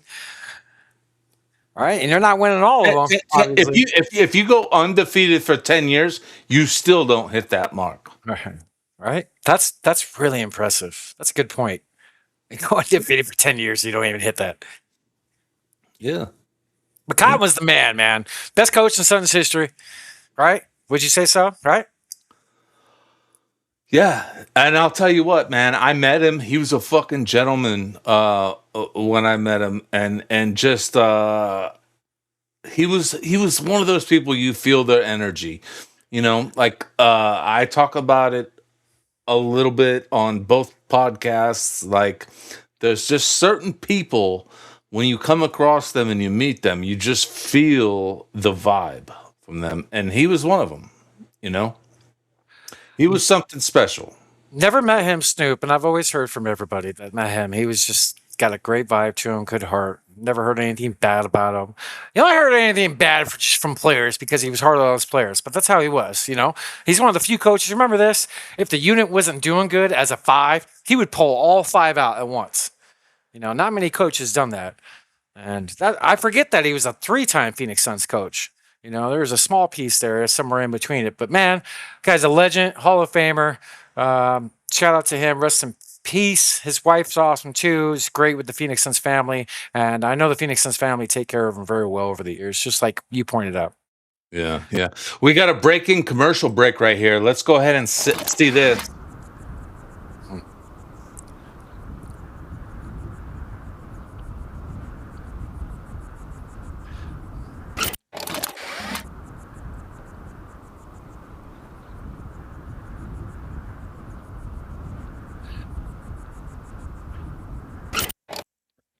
So I gotta ask you, what's that guy doing out there without a sombrero or something to, shield his face from the sun, man? That's wild. Crazy. He's part of Booker's shoe promotion, right? There's this McDonald's in Sedona that's like a blue logo instead of the golden arches. There's more to the story I don't know about. There's a full-length video of Booker that put out, but what is he doing out there? Ronald McDonald. Did you see the whole video that Book put out? Oh, you mean this one? Thank you, Snoop.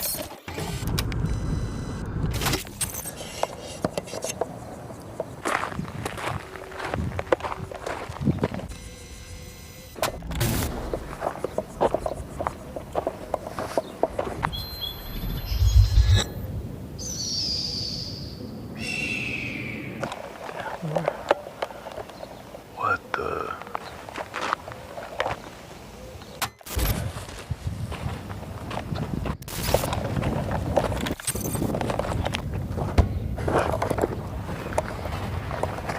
Whoa.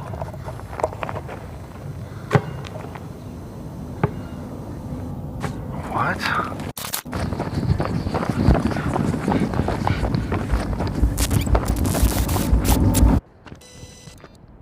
Ronald?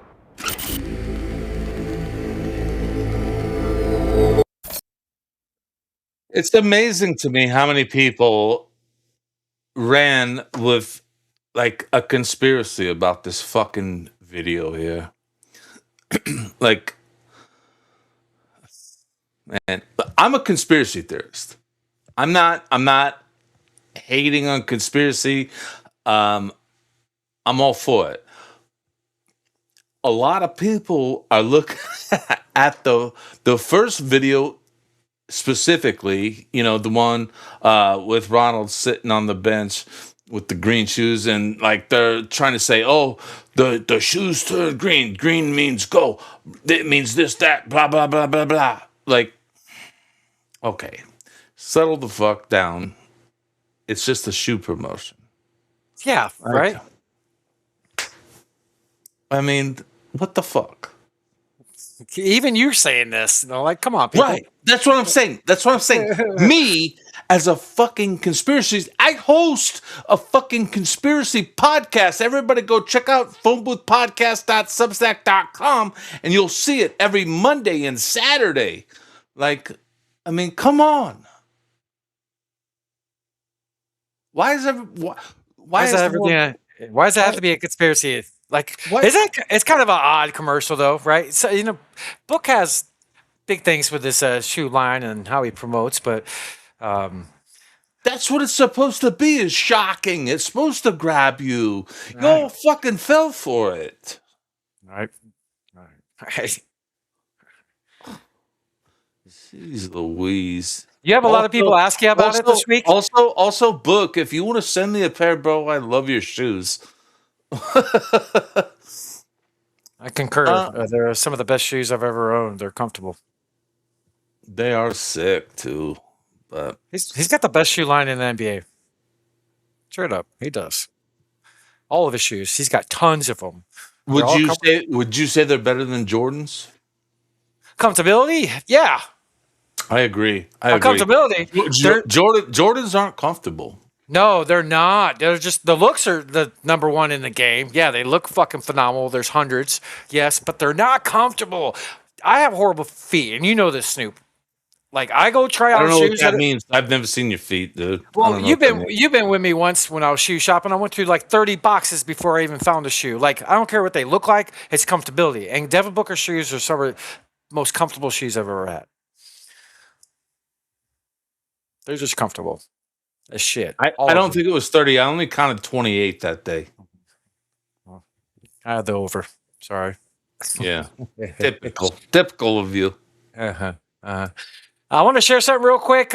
We shared a bet during the recording from Carter. We got 3 of the 4 legs down. The other 2 bets have not hit, but this one we need Mac to have 10. I'm not necessarily, I don't know how much he has right now, but Carter's keeping me updated. So 3 of the 4 legs are done. This one could be a banger. If we hit it, I put some money on this one. So let's rock. So thank you, Carter. Shout out to Carter Khan.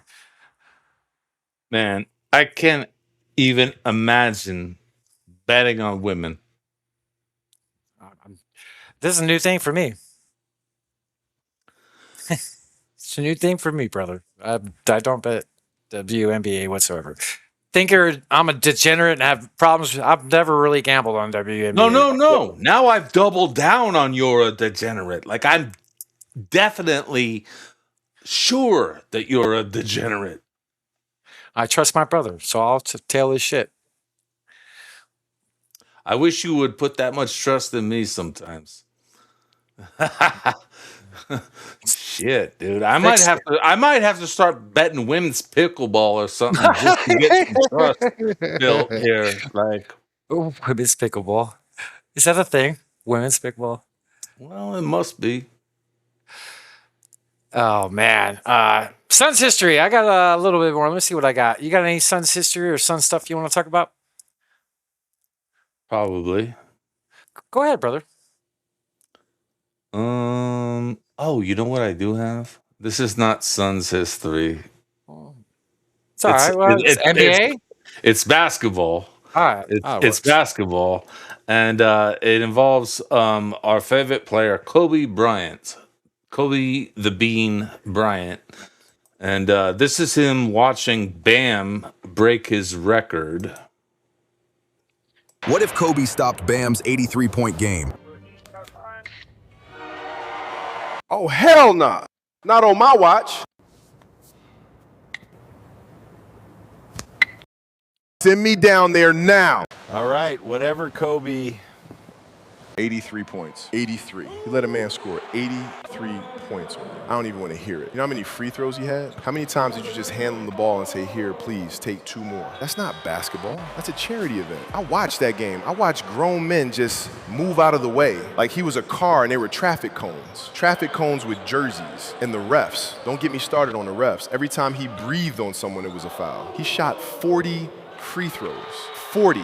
You know what I did with 40 free throws? I won championships. 83 points is not a record. It's an embarrassment for everyone involved. The defense, the coaching staff, the refs, the building, the city. I had to come down there personally because apparently nobody else is going to do anything about it. You're welcome. Follow for more. And who do you think will drop 80 next? Who's going to drop 80 next? Snoop Von Poop. I like that. There's your confidence. A good guess. That's a good guess. I'll bet on that. You know what? This is why you don't make money betting, because I'm not even in the fucking NBA. Okay, guy? So let me just say that. I'll say it. Devin Booker. Man. So let's talk about Devin Booker for a minute. What are the Suns going to do? Do we trade Jalen Green? and try to find the right point guard? Do we try to trade up in the draft? Like, what do you think? You know, and you know what? This is going to be a fun conversation because we have some upcoming guests that are Suns experts, and it'll be interesting to have this conversation and then talk to them as well. So, go. Feeling still mutual. Feel the same. Develop our young nucleus. Try to get some point guard help somehow. If that means retaining and adding, let's do that. Jalen Green definitely is 1A as far as contracts. The money, if we do make a deal for anything, I'm okay if we don't do much. As long as we develop in-house, I think we're good. We don't have a draft pick coming up. I could see us trying to trade in. You know, if a player slips, you know, our scouting department's really good, especially, you know, last year's draft. I thought we killed it, even though we haven't seen, you know, Kelly Bray and Fleming, and Molly Watch is awesome. So I just keep course. Don't let the hoopla, you know, come out. And, you know, we heard from Flex that Book wasn't right. I want to know what the injury was. That would be interesting. Because people got to understand all the hate that came out still is. Fucking Devin Booker is fine for our franchise. He is our franchise player. He loves this community and our city and this team and the effort he puts in. So I think we're fine there. Forget all the haters. Yeah, Booker doesn't get a lot of love nationally, but it's okay. But, hey, if we can upgrade, hey, if we get a Giannis, if not, it's okay. Just build in-house, man. Like we said, those rookies, those young guys, they develop 15, 20%, even just a few of them. We'll be just fine. So I'm not a fan of Mark Williams now after this season. I used to be a huge fan of him. But the $8-9 million for the option is pretty convenient, and it's not that much, but I'm worried about that foot. What's your thoughts?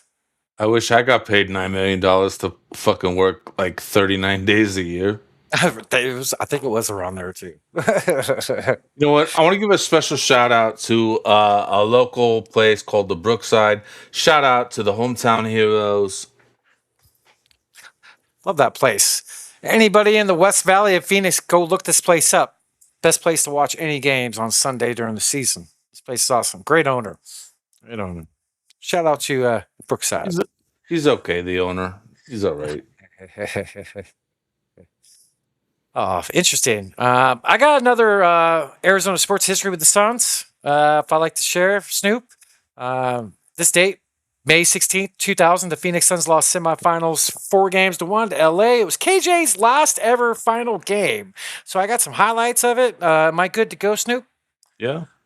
Whether they develop it. 1:15 to go here in the first quarter. And Harper all over Hardaway. Kidd firing a three. Kidd looking inside, loops it into Penny Hardaway, and it's knocked away. The Suns playing it.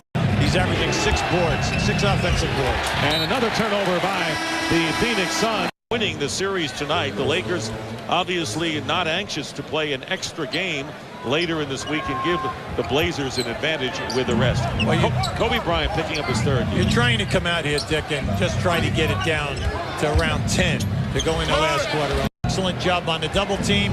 When that power forward dives from the top of the circle, he finds him with the pass. AC Green was shut out in Sunday's game as well. Longley happens. I mean, look at Philadelphia and Indiana in that series. But it hasn't been that way tonight. Here is Kidd. Bryant stays with him. Longley leaves it for Kidd, who's open. Good ball movement, but again, the Suns can't convert right now. Tip one by the Suns. Jason Kidd, and UVU said it, he's got to have a good game. He's the barometer tonight for this team. 1 for 9 shooting, no assists. Longley misses a reverse layup. Under 4.5 to go in the third. 24-point lead for the Lakers. There's Day, open for 3. Well, between Harper and Shaw, they have been getting an excellent production. They're splitting the games 24 minutes apiece. Brian Shaw doing a terrific job point-wise. Only has 13 points, but 21 rebounds, a series high for him. Well, right now they're trying to play Shaq with Rodney Rogers or Cliff Robinson, and we know that it's a mismatch with size. So when Shaq goes up and misses, you know, he can almost easily go to the offensive block. 6.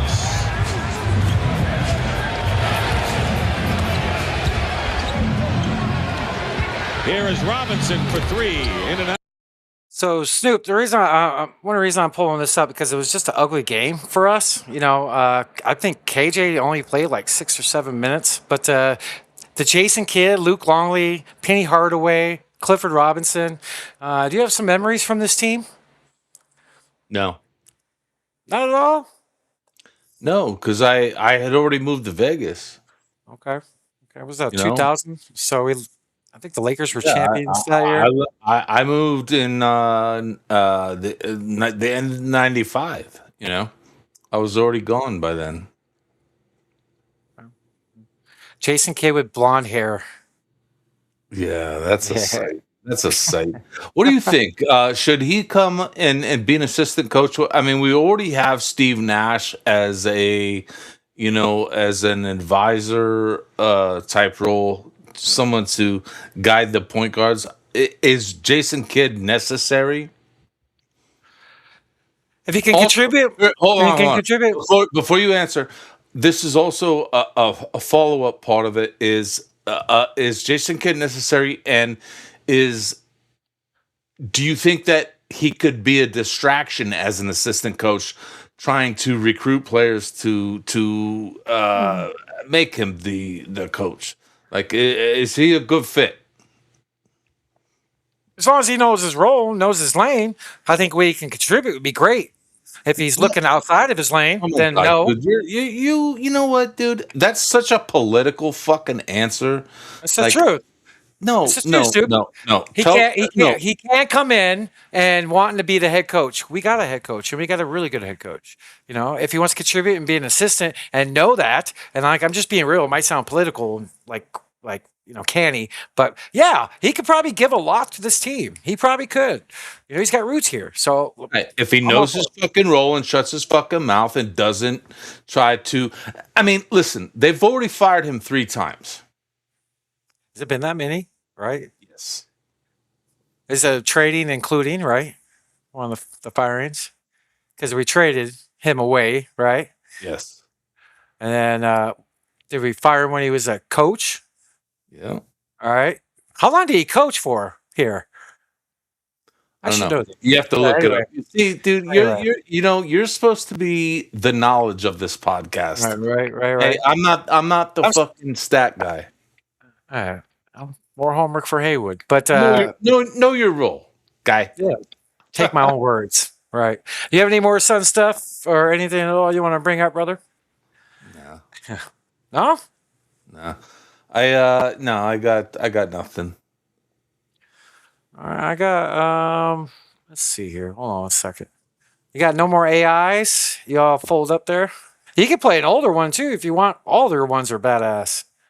No, I done played them out, and you know what? Like, we want to keep it fresh and funky on this mofo. Right. Yeah, pretty much that's all I got, Snoop. Cool. Well, good night, everybody. What if we just fucking ended it right there? Right. No more stuff on my end unless you got anything. Thank you to all the people that tuned in tonight. Appreciate Snoop, my brother. Brings a lot to this freaking space and does a lot for me. And I love you, brother. And thank you for tonight's show. It went pretty good. I enjoyed it. Another great week. So, any final thoughts? My final thoughts is, hey, you know what? Pull up the score of the Knicks, and then I'll give a thought.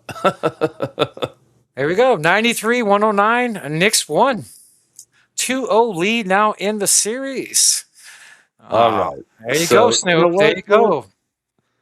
There you go. Six more wins. You win your bracket. 6 more wins. I love it. Paul Verzi, if you're out there and watching, and I know that you are, it's always New York, baby. New York is going to win the fucking championship this year. I liked how Pale reacted when you said that. Yeah. No, I mean, it just makes sense. It just makes sense. Oklahoma it's cute that they won a championship, but if you want my honest opinion, they needed a championship to bring people to watch that team. If you remember correctly, before they won the championship, it was the most affordable ticket in all of sports. Like it was like $8 or something to go to a game, you know?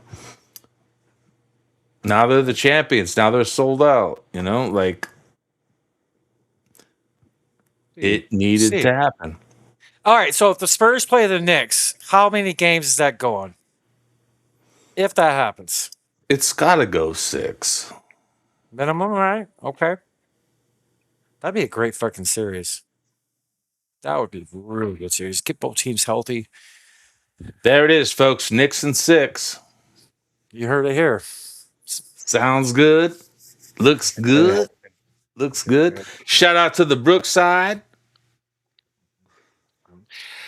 Well, I love you guys. Thank you, Snoop. Tune in next week. Hopefully, you got another great guest. Compliments of Snoop. So, love you all at home. See what happens. Go ahead. See what happens. See what happens. So, well, maybe there's a good guest or two coming up. Yeah. We'll see. Cheers to all the people at home.